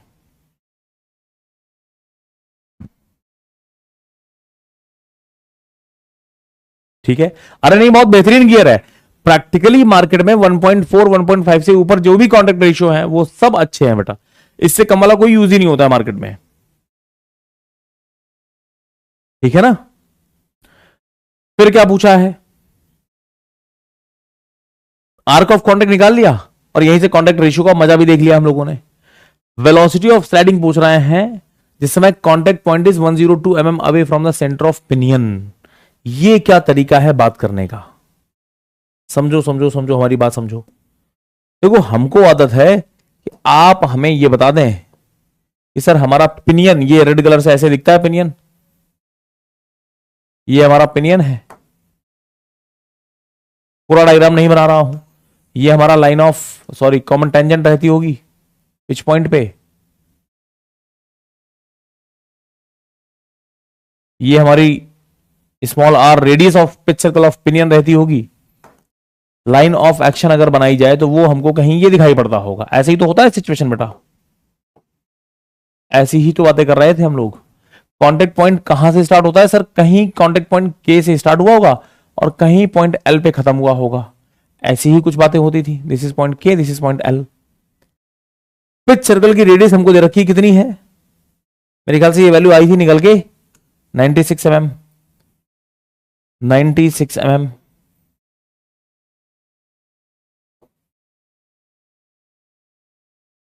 ये 96 mm दिखाई पड़ रहा है हमको। अब तुमसे कह रहे हैं कि जो हमारा कांटेक्ट पॉइंट है वो, सॉरी, जो हमारा कांटेक्ट पॉइंट जिस समय, ये पिच पॉइंट होता है हमारा, this is pitch point. Contact point जिस समय हमारा सेंटर ऑफ पिनियन से 102 mm डिस्टेंस पे है। अब तुम बताओ, कॉमन सेंस वाली बात, कांटेक्ट पॉइंट किधर रहा होगा, वो इस केपी जोन में कहीं पर है जिसकी बातें हो रही हैं, या पीएल जोन में है। मतलब हमको डिस्टेंसेस जो फॉर्मूले में रखनी है वो पिच पॉइंट से कितना डिस्टेंस पे ये रखना है, लेकिन तुमको डायरेक्टली नहीं दिया कि कांटेक्ट पॉइंट पिच पॉइंट से कितना डिस्टेंस पे है, तुमको उस पॉइंट की लोकेशन बता रहे हैं सेंटर से, यहां से ये दे रखा है समथिंग 102। अब मुझे ये बताओ कि आप सेंटर से 102 जब जाओगे तो कहीं यहां पहुंचोगे पीएल जोन में या केपी जोन में, क्या लगता है, पीएल जोन में या केपी जोन में? सर पीएल जोन में। कॉमन सेंस वाली बात। अरे यार चाचा, अगर 96 mm अवे होते तो हम सीधे सीधे पिच पॉइंट पे कोइंसाइड कर रहे होते, लेकिन अब आप 102 mm हो ना, तो इससे कम छोटा थोड़ी होना है हमको, हमको बड़ा होना है। यानी कि 102 कहीं यहां दिखाई पड़ रहा होगा, मान लेते हैं वो 102 mm कहीं कुछ ई नजर आ रहा होगा, लगभग यहां पर कहीं। कांटेक्ट पॉइंट हमको कहां दे रखा है सर, यहां पर है हमारा कांटेक्ट पॉइंट, अभी यहां है। अब आप बस ये पी क्यू मेजर कर पाओगे क्या? सिंपल, पूरा खेल ज्योमेट्री का है, क्या आप ये क्यू पी मेजर कर पाओगे? दिख रहा है हमको, सुनो सुनो सुनो, ये एंगल हमको कितना दिया होता है बेटा, दिस इज 20 डिग्री। ये एंगल आप हमको देते हैं, दिस इज 20 डिग्री। ये एंगल गुरु हमको दिख रहा है 90 degree.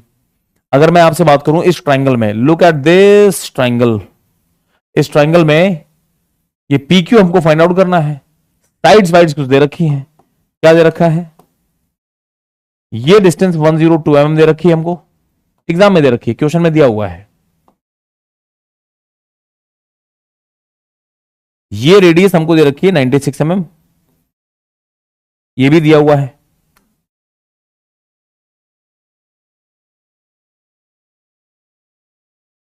Radius is equal to 96 mm, ये दे रखा है, ये 102 mm दे रखा है।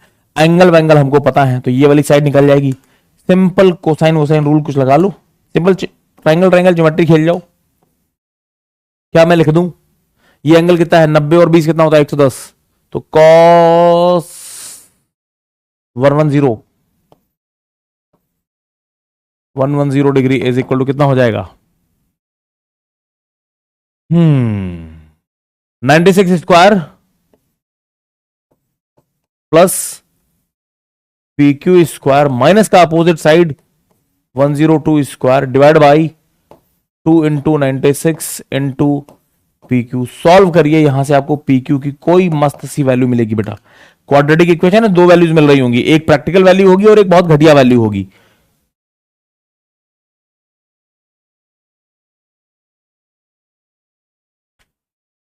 क्वाड्रेटिक इक्वेशन बन गई, सॉल्व करेंगे, पी क्यू की दो वैल्यूज आएंगी आपके सामने, एक अच्छी वाली और एक घटिया वाली। दो वैल्यूज क्या क्या आ रही हैं, कोई बच्चा बताएगा हमको?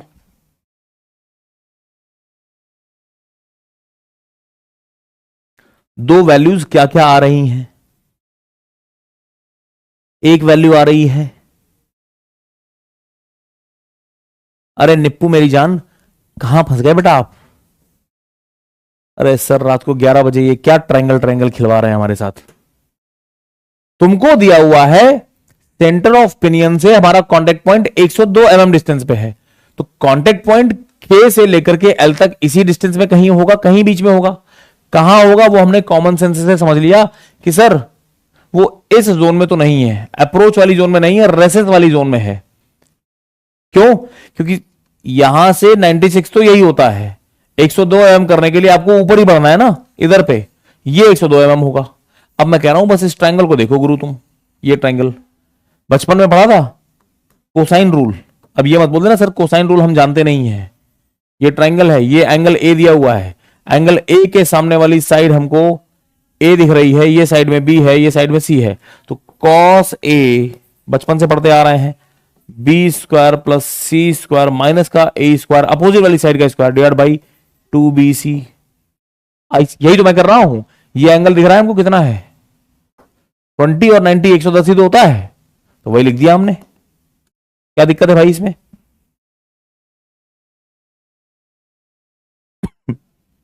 दो वैल्यूज, एक वैल्यू बच्चा बहुत गलत गलत वैल्यू बताना है। 14.77 mm। इतने आंसर्स कैसे अलग लगा रहे हैं भाई? मेरे पास कुछ अलग ही आंसर है।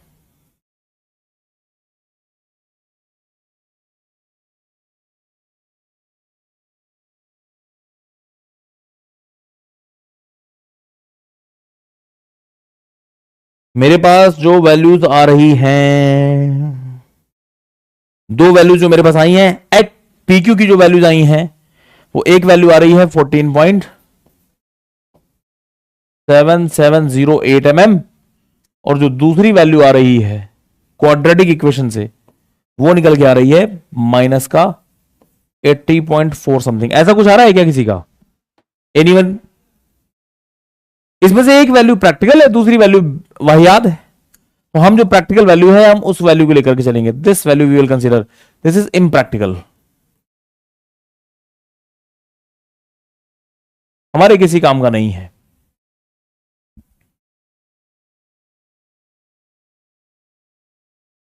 जैसे निकालना हो बेटे, जैसे निकालना हो, मैंने तुम्हारे सामने ज्योमेट्री खोल के रख दी है, तुमको जैसे कंफर्टेबल है वैसे निकाल लो।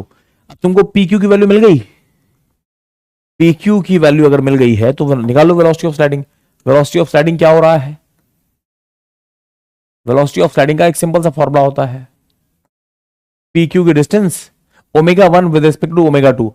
पिनियन और गियर वर्ड यूज किया है इन्होंने, रिंग और पिनियन नहीं, इंटरनल मैशिंग नहीं है, एक्सटर्नल मैशिंग हो रही है।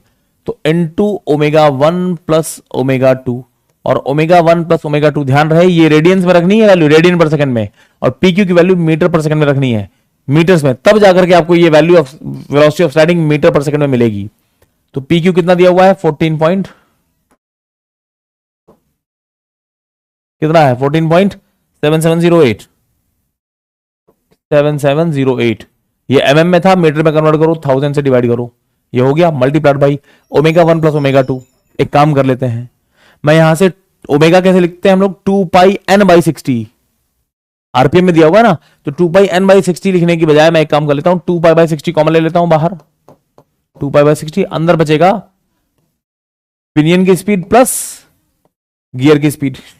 बोलो हाँ। अब ये वैल्यू आरपीएम में रख देना। स्पीड हमको दे रखी है, गियर का स्पीड, पिनियन का स्पीड कितना दे रखा है? पिनियन का सर, पिनियन का स्पीड दे रखा है 450 आरपीएम। गियर की स्पीड निकालनी, कैसे निकाल सकते हैं सर? पिनियन का स्पीड डिवाइड बाई गियर की स्पीड टीथ के रेसिप्रोकल होता है, ये बात मालूम है हम लोगों को। तो sir capital T upon small T लिखा जा सकता है क्या? पिनियन की स्पीड दे रखी है, गियर की कितनी हो जाएगी, रख दो वैल्यू 450 इंटू स्मॉल टी कितना है 24 divide by 36 is equal to, ये गियर की स्पीड हो गई। गियर की स्पीड मिल गई आपको, कितनी आ रही बेटा? गियर की स्पीड कितनी आ रही है? 450 इंटू 24 डिवाइड बाई 36, 300। ये वैल्यू आ गई मेरे सामने 300 आरपीएम। रख दो वैल्यू, ये दे रखा है, ये दे रखा है, रखो वैल्यूज, ये दोनों वैल्यूज उठा करके रखो, एनपी यहां रखो और एनजी यहां रखो, रखो values and you will solve, you will get something. Velocity of sliding क्या मिल रही है बेटा? जो भी आएगा that will be in metre पर सेकंड। कितना आंसर आ रहा है बेटा, बताइए क्या वैल्यू आ रही है? 1.16 मीटर पर सेकंड, 1.16 मीटर पर सेकंड। मिल गया आंसर आपको? स्लाइडिंग वेलोसिटी पूछी, ये मिल गई आपको, ठीक है। अच्छा, ये तो स्लाइडिंग वेलोसिटी मिल गई। अब कोई बच्चा हमको ये बताएगा क्या स्लाइडिंग वेलोसिटी मैक्सिमम कब रही होगी? और मैक्सिमम स्लाइडिंग वेलोसिटी कब होती है? जब हमारा कांटेक्ट पॉइंट सबसे ज्यादा डिस्टेंस पे होगा, मतलब पिच पॉइंट से सबसे ज्यादा डिस्टेंस पे। अब सबसे ज्यादा डिस्टेंस पे आप कब रहे होगे? या तो जिस समय के पे थे, या तो जिस समय आप पॉइंट एल पे हो। चेक कर लेना, केपी की वैल्यू या पीएल की वैल्यू जो सबसे बड़ी दिख रही है, उसी वैल्यू के लिए या तो स्टार्टिंग ऑफ द एंगेजमेंट या तो end of the engagement sliding velocity is going to be maximum. कहां पर दिख रही है मैक्सिमम? यहां पर। कहां पर दिख रही है मैक्सिमम वेलोसिटी आपको? पूछा नहीं है बट मैं निकाल के दिखा रहा हूं। Velocity of sliding will be maximum either at start और end of engagement. Common sense वाली बात चेक कर लीजिएगा कौन सी वैल्यू है वेलोसिटी ऑफ स्लाइडिंग मैक्सिमम। कैसे लिखोगे? P Q times omega 1 plus omega 2 जो लिखना है लिखो, और पी क्यू में क्या लिखोगे आप यहां पर? Maximum of KP and PL. जो भी मैक्सिमम वैल्यू दिख रही है वो वैल्यू आपको यहां पर डालनी है। कहां पर होगा मैक्सिमम, क्या लगता है? देखो देखो देखो सर, केपीपीएल की वैल्यू देखो, केपी की वैल्यू ज्यादा है, ये वैल्यू ज्यादा है, तो एट द स्टार्ट मैक्सिमम रहा होगा। लिखो यहां पर मेरे सामने स्टार्ट में मैक्सिमम रहा होगा, तो क्या वैल्यू डालेंगे हम यहां पर? 18.88 समथिंग, क्या था value? 18.88। For this value you are going to get something 18.88 divide by 1000 into जो भी लिखा है 2 पाई बाई 60, अंदर क्या है omega 1 plus omega 2 300 plus 450। Solve करिए, क्या वैल्यू आ रही, कोई बच्चा बताएगा जरा? स्लाइडिंग वेलोसिटी मैक्सिमम कितनी दिख रही है हमको? पूछा नहीं है बट हमने निकाल लिया, कितना आ रहा है?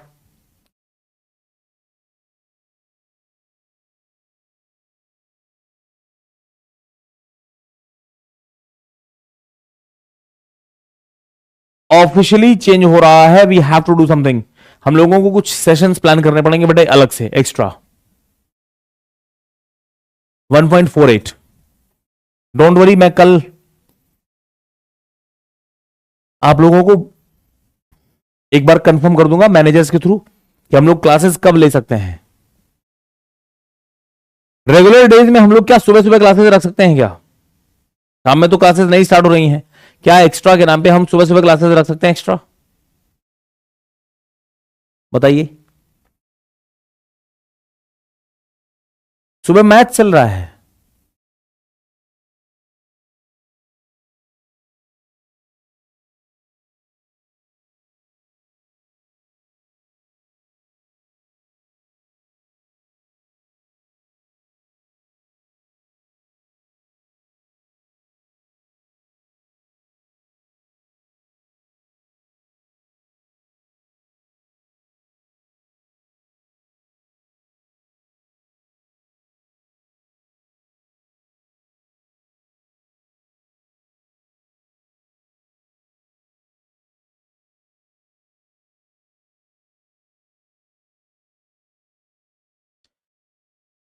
एक मिनट, अभी हम आते हैं, पहले ये खत्म कर ले क्वेश्चन, उसके बाद इस बात पे थोड़ी सी चर्चा कर लेते हैं।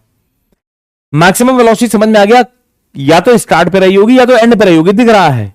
और आपसे मालूम है ऑब्जेक्टिव क्वेश्चन यहीं पर पूछना होता तो इतना टफ नहीं बनाते, क्योंकि 102 mm दे रखा है तो थोड़ी सी कैलकुलेशन इन्वॉल्व हो गई। एग्जाम में तुमसे क्वेश्चन पूछता कि ये बताओ स्लाइडिंग वेलोसिटी क्या रही होगी जिस समय हमारा कांटेक्ट पॉइंट गियर के सेंटर से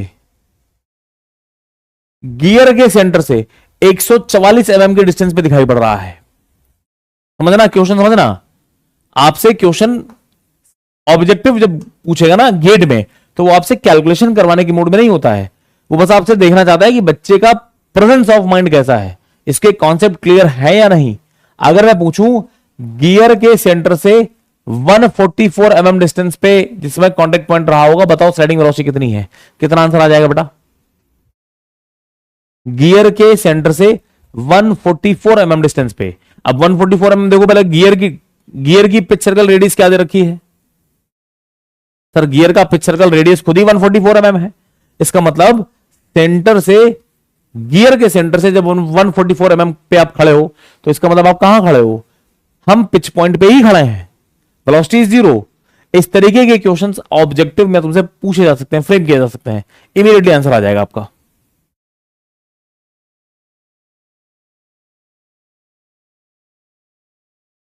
इज दिस क्लियर और नॉट? ठीक है बेटा, सिंपल सी बात। और फिर आखिरी में आपसे क्या पूछ रहे हैं? सबसे आखिरी में एक क्वेश्चन पूछ रहे हैं, एंगल टर्न बाय पिनियन बताओ ड्यूरिंग एंगेजमेंट कितना रहा होगा। एंगल टर्न बाय पिनियन किस तरीके से निकालते हैं, समझना मेरी बात, बहुत ध्यान से समझना। पिनियन ने कितना एंगल टर्न किया और गियर ने कितना किया, अगर वो पूछेंगे तो वो अलग आएगा। क्यों अलग आएगा, समझो मेरी बात बेटा। लुक हियर, एंगेजमेंट स्टार्ट हुआ से लेकर के एंगेजमेंट खत्म हुआ तक, इसी को तो बोलते हैं वन एंगेजमेंट जोन। और एक एंगेजमेंट जोन में कितना एंगल ट्रेवल किया है हमारे पिनियन ने, यही आपसे पूछ रहा है निकालने को। बच्चे, एंगेजमेंट स्टार्ट यहां हुआ था, खत्म यहां पर हुआ है, जो टीथ यहां पर रहा होगा वो घूमते घूमते यहां पहुंच गया होगा। ये डिस्टेंस यही तो हम निकाल चुके हैं, जिसको आप लोग बोलते थे आर्क ऑफ कॉन्टैक्ट। अगर मैं आर्क ऑफ कॉन्टैक्ट, आर्क पता है, रेडियस पता है, तो क्या ये एंगल निकल जाएगा? अरे बोलो हाँ, निकाल लो ये angle, this angle theta. Can I write this theta will be equal to arc of contact divide by radius. किसकी? पिनियन की बात कर रहे हैं ना, तो पिनियन की रेडियस से डिवाइड करेंगे तो आपको पता चल जाएगा थीटा पिनियन ने कितना ट्रेवल किया है, निकाल लो।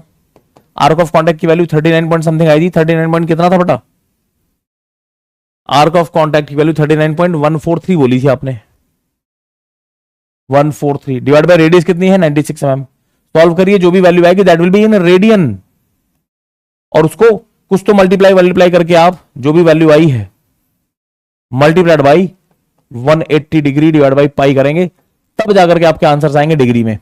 एंगल है, डिग्री में पूछ रहे हैं, निकाल दीजिएगा क्या वैल्यू आ रही है बेटा। This is going to be your answer.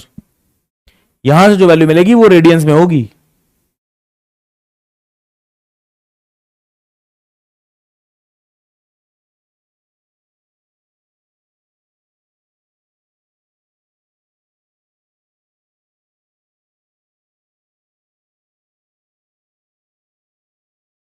ये बेटे बात करते हैं अभी इस बारे में। दीपक कुमार कितना आंसर आया बेटा? 23 ये डिग्री में कन्वर्ट कर दिया ना आपने, 23.363 डिग्री।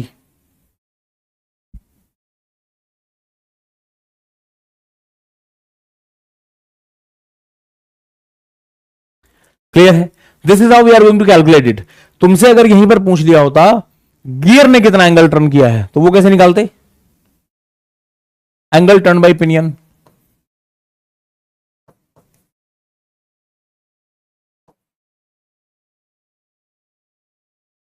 अगर गियर ने कितना एंगल टर्न किया है पूछ रहे होते, तो फिर आप आर्क ऑफ कॉन्टैक्ट तो यही रहता, लेकिन अब आप नीचे से डिवाइड कर रहे होते कैपिटल आर से, तब आपको गियर ने कितना एंगल टर्न किया है वो मिल जाता। और ऑब्वियस सी बात है ये दोनों चीजें अलग अलग आ रही होंगी, क्योंकि पिनियन की एंगुलर वेलोसिटी अलग है, गियर की एंगुलर वेलोसिटी अलग है। पिनियन जितने टाइम में ज्यादा एंगल ट्रेवल कर रहा है, क्योंकि फास्ट घूम रहा है ना 450 आरपीएम से, पिनियन ज्यादा एंगल ट्रेवल कर रहा है, तो गियर हमारा कम एंगल ट्रेवल करेगा। ये कॉमन सेंस वाली बात, इसकी हमें उम्मीद भी है। कोई बच्चा ये ना सोचे कि sir path of contact same होता है तो आर्क ऑफ कांटेक्ट भी सेम होगा, तो एंगल दोनों गियर्स ने सेम सेम टर्न किए होंगे। नहीं नहीं। Is this clear to everybody और नॉट? गियर ने कितना टर्न किया बच्चे बता रहे हैं 15.57। बहुत बढ़िया। इसी तरीके से आप एंगल टर्न बाई गियर भी निकाल सकते थे, बस कैपिटल आर यहां पर आ जाएगा। समझ में आ रही है ये बात?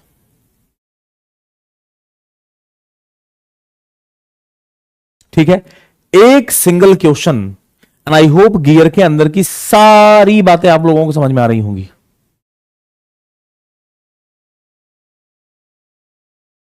कोई बच्चा ऐसा है जिसको इसमें से सब्जेक्टिव क्वेश्चन है और इसी सब्जेक्टिव क्वेश्चन से 5-6 ऑब्जेक्टिव निकाले जा सकते हैं? ये बताओ पाथ ऑफ कांटेक्ट, ये बताओ velocity of sliding will be maximum at start या फिर एंड, आर्क ऑफ कांटेक्ट कितना है, कांटेक्ट रेशियो कितना है ना, एंगल टर्न बाय पिनियन बताओ, एंगल टर्न बाय गियर बताओ, सारी बातें पूछी जा सकती हैं।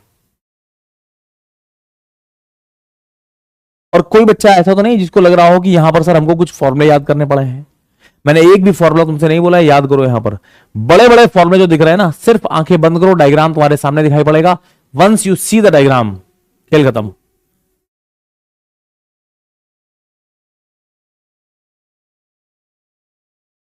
क्लियर है बेटा? गियर्स को बच्चे कठिन है बोला करते थे। सुनो और सुनो,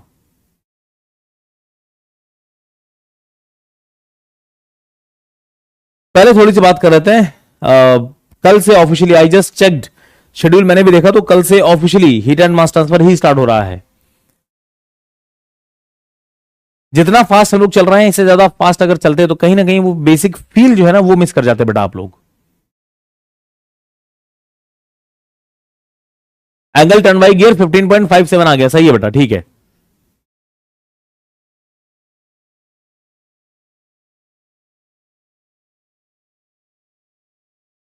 रीशेड्यूल तो करने में दिक्कत इसलिए हो जाएगी ना क्योंकि पूरे साल की प्लानिंग कर रखी गई है बेटा। रिक्वेस्ट थी मेरे पास कि नहीं sir please theory of machine को थोड़ा सा कॉम्पैक्ट खत्म किया जा सकता है क्या? आई ट्राइड, लेकिन वही है जब सामने बच्चे बहुत इंटरेस्टिंग बैठे हो तो फिर हम जानबूझ करके चाह करके भी कॉम्पैक्ट नहीं कर पाएंगे। क्यों? हम ये छोड़ना चाहते थे, आगे बढ़ना चाहते थे, लेकिन बच्चा पकड़ लेगा, नहीं नहीं सर प्लीज बताओ सर, ये इसको ये कर देंगे तो क्या होगा? तो हमें मजबूरी है कि हमें बताना पड़ेगा, नहीं नहीं चलो देख लेते हैं। I was trying to skip this part, लेकिन जो आपने पूछा ही है तो हमें बताना पड़ेगा। और जब सामने बच्चे इतने खतरनाक खतरनाक प्यारे प्यारे बैठे हों तो कोई चीज स्किप नहीं की जा सकती है, क्योंकि एट द एंड ठीक है यार, सब्जेक्ट हमने 10 क्लासेस में खत्म किया या 14 क्लासेस में, doesn't matter at all. Matter ये करता है कि सब्जेक्ट खत्म होने के बाद आप ताउम्र थ्योरी ऑफ मशीन और विश्वजीत वर्मा जिंदगी भर ये दोनों नाम याद रख पा रहे हैं या नहीं, मैटर वो करता है। नहीं तो सब्जेक्ट पढ़ा, फॉर्मूले याद किए, क्वेश्चन सॉल्व किया, बच्चा भूल जाता है कि ये सब्जेक्ट कुछ था, बच्चा भूल जाता है कि ये टीचर भी कोई थे। आपके दिमाग में चीजें ऐसी इंप्रिंट हो जाएं कि आज से 10 साल बाद भी फॉर्मूले तुम भले ही भूल जाओगे, लेकिन 10 साल बाद भी अगर तुम्हारे सामने तुम्हारे आने वाली जनरेशंस कभी टेक्निकली कोई चीज गलत लिख रही होगी तो तुम बोलोगे कि अबे सुनो हो, लॉजिक्स पे चलो, रट्टो नहीं।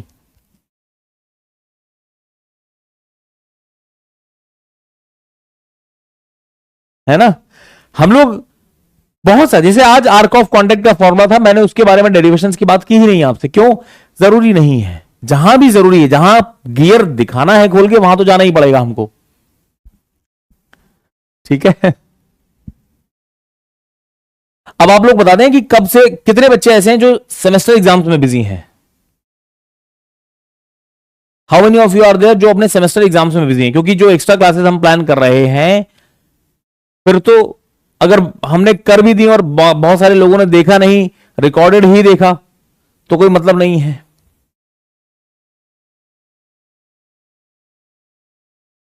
सेमेस्टर एग्जाम्स चल रहे हैं काफी लोगों के, इसका मतलब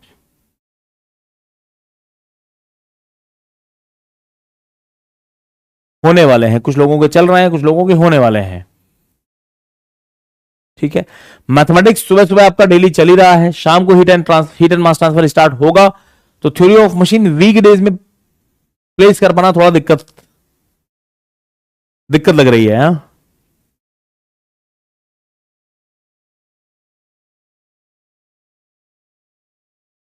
कोई एक टाइम सजेस्ट कर दीजिए जहां पर हम थ्योरी ऑफ मशीन को सैंडविच कर सकते हैं एज एन एक्स्ट्रा। एक्स्ट्रा में कहां पर रखा जा सकता है, कोई बच्चा बताएगा हमको कुछ टाइम्स, सो दैट हम फिर उस पर एक बार विचार कर लें।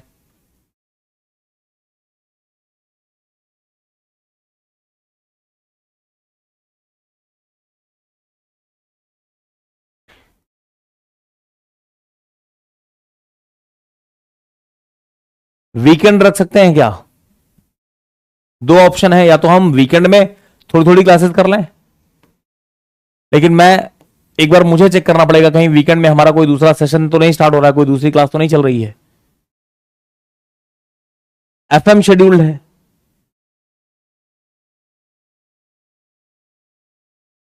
एक काम कर लेते हैं, 6 बजे सुबह, फिर गुड मॉर्निंग बच्चों नहीं होगा, गुड मॉर्निंग बच्चों होगा।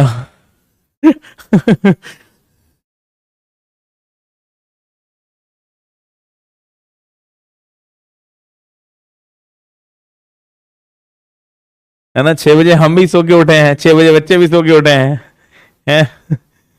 निकालना है, कैपिटल आर ए निकाल रहे हैं, स्मॉल आर ए।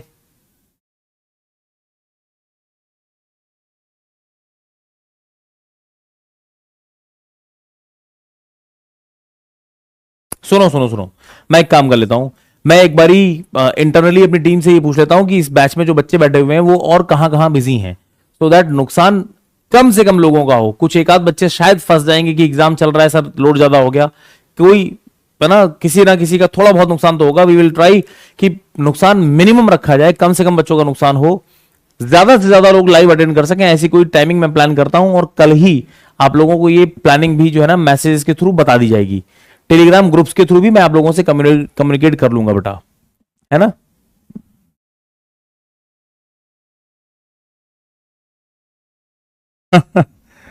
लोड तो है, टीचर्स पे भी, बैच मैनेजर्स पे भी, सब लोग मिल करके कोशिश करेंगे कि कुछ निकालते हैं।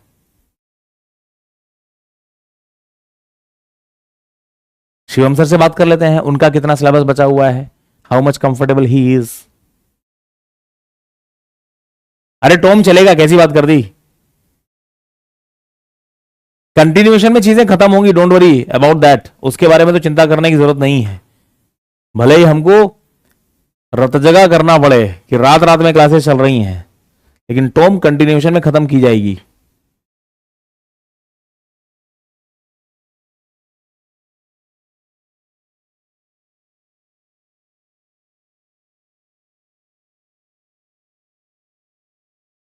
शिवम सर भी वीकेंड में एक्स्ट्रा ही खींच रहे हैं क्या बेटा आप लोगों का, क्योंकि आप तो वीकडे बैच के हो सारे, तो शिवम सर भी कुछ एक्स्ट्रा ही खींच रहे हैं क्या आप लोगों का?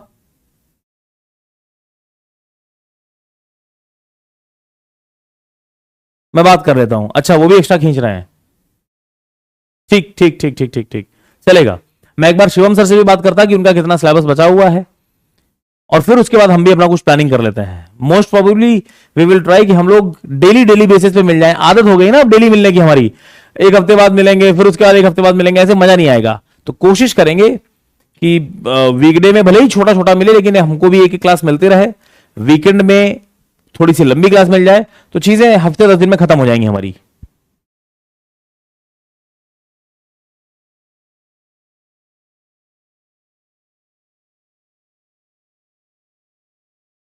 20 जून ठीक है, नोट कर लेते हैं, 20 जून तक बच्चे काफी कुछ परेशान हैं। अरे यार आफ्टर 20 जून, ये तो एक महीना हो गया गुरु।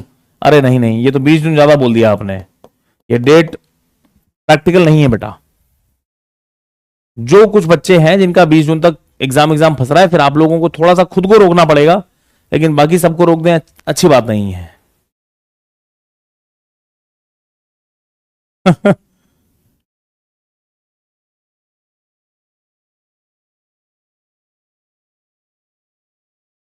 ठीक है, सुनो सुनो सुनो सुनो, मुझे आप लोगों के ऑप्शंस दिख रहे हैं, बच्चे दिन में बोल रहे हैं, सुबह सुबह कुछ बोल रहे हैं कि मैथ्स की क्लास के बाद कर सकते हैं क्या, आफ्टरनून में बोल रहे हैं बच्चे। तो लेट्स सी, एक बार प्लान कर लेते हैं।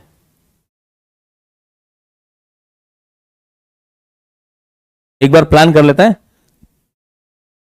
ठीक है।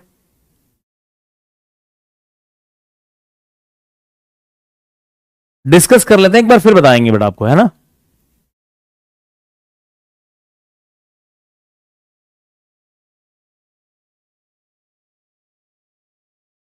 हाँ, डाउट्स पूछ लो बेटा।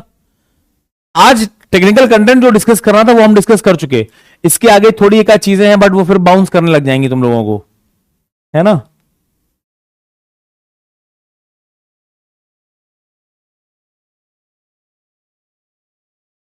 गियर एंगल चेक कर लो।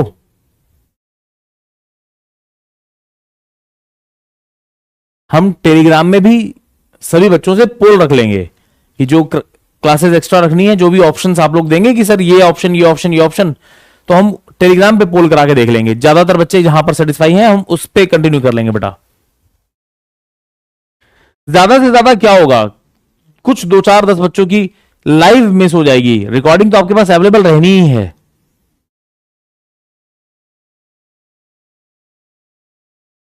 ठीक है, हम पोल करा लेंगे बेटा बाद में। थोड़ा वक्त दो, हमको भी देखने दो ना।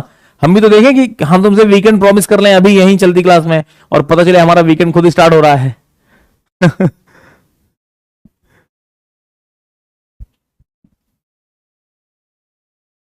ठीक है, देखते हैं बेटा, देखते हैं, बिल्कुल देखते हैं।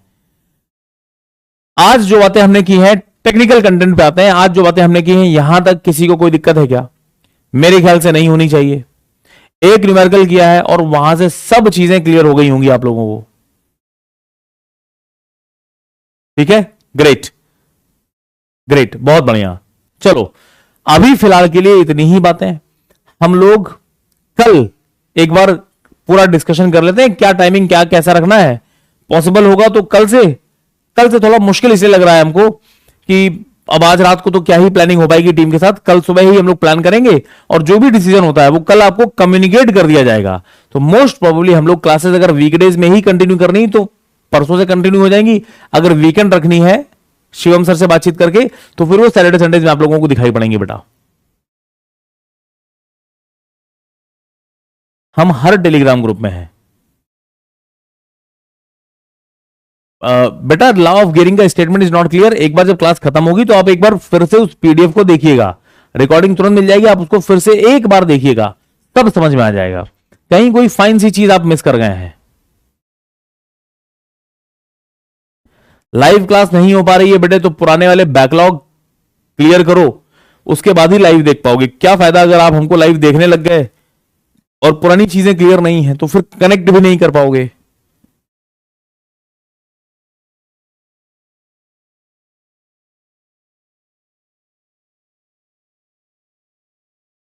बात कर लेते हैं बेटा, शेखर, इस पे भी सोच लेते हैं, ठीक है। मैं समझ रहा हूं एक्स्ट्रा लोडेड है, आप लोग भी कॉलेज भी जा रहे हैं, कोचिंग भी कर रहे हैं, मल्टीपल सब्जेक्ट्स भी चल रहे हैं। I can understand. टेलीग्राम पे सर्च करेंगे मिल जाएंगे, कहीं भी सर्च करेंगे मिल जाएंगे बेटा, ठीक है। सो बहुत जल्द, कल तो प्रोबेबली नहीं होगा, कल हम लोग बस बातचीत करके फाइनल कर लेंगे और प्रोबेबली परसों से हम अपनी क्लासेस को फिर से कंटिन्यूस कर रहे हैं रेगुलरली। अच्छी बात है, साथ में नोट्स यहां नहीं बनवा रहा हूं तब सिलेबस इतना चल रहा है। अगर मैं साथ में लिखने के बाद मैं हट जाऊं, लिखो अब, तो फिर आप इसी टाइम को 1.5 टाइम्स कर लीजिए। जो चीजें हम लोग 2 घंटे में कवर कर रहे हैं ना, फिर ये कवर होंगी हमारी 2.5 से 3 घंटे में।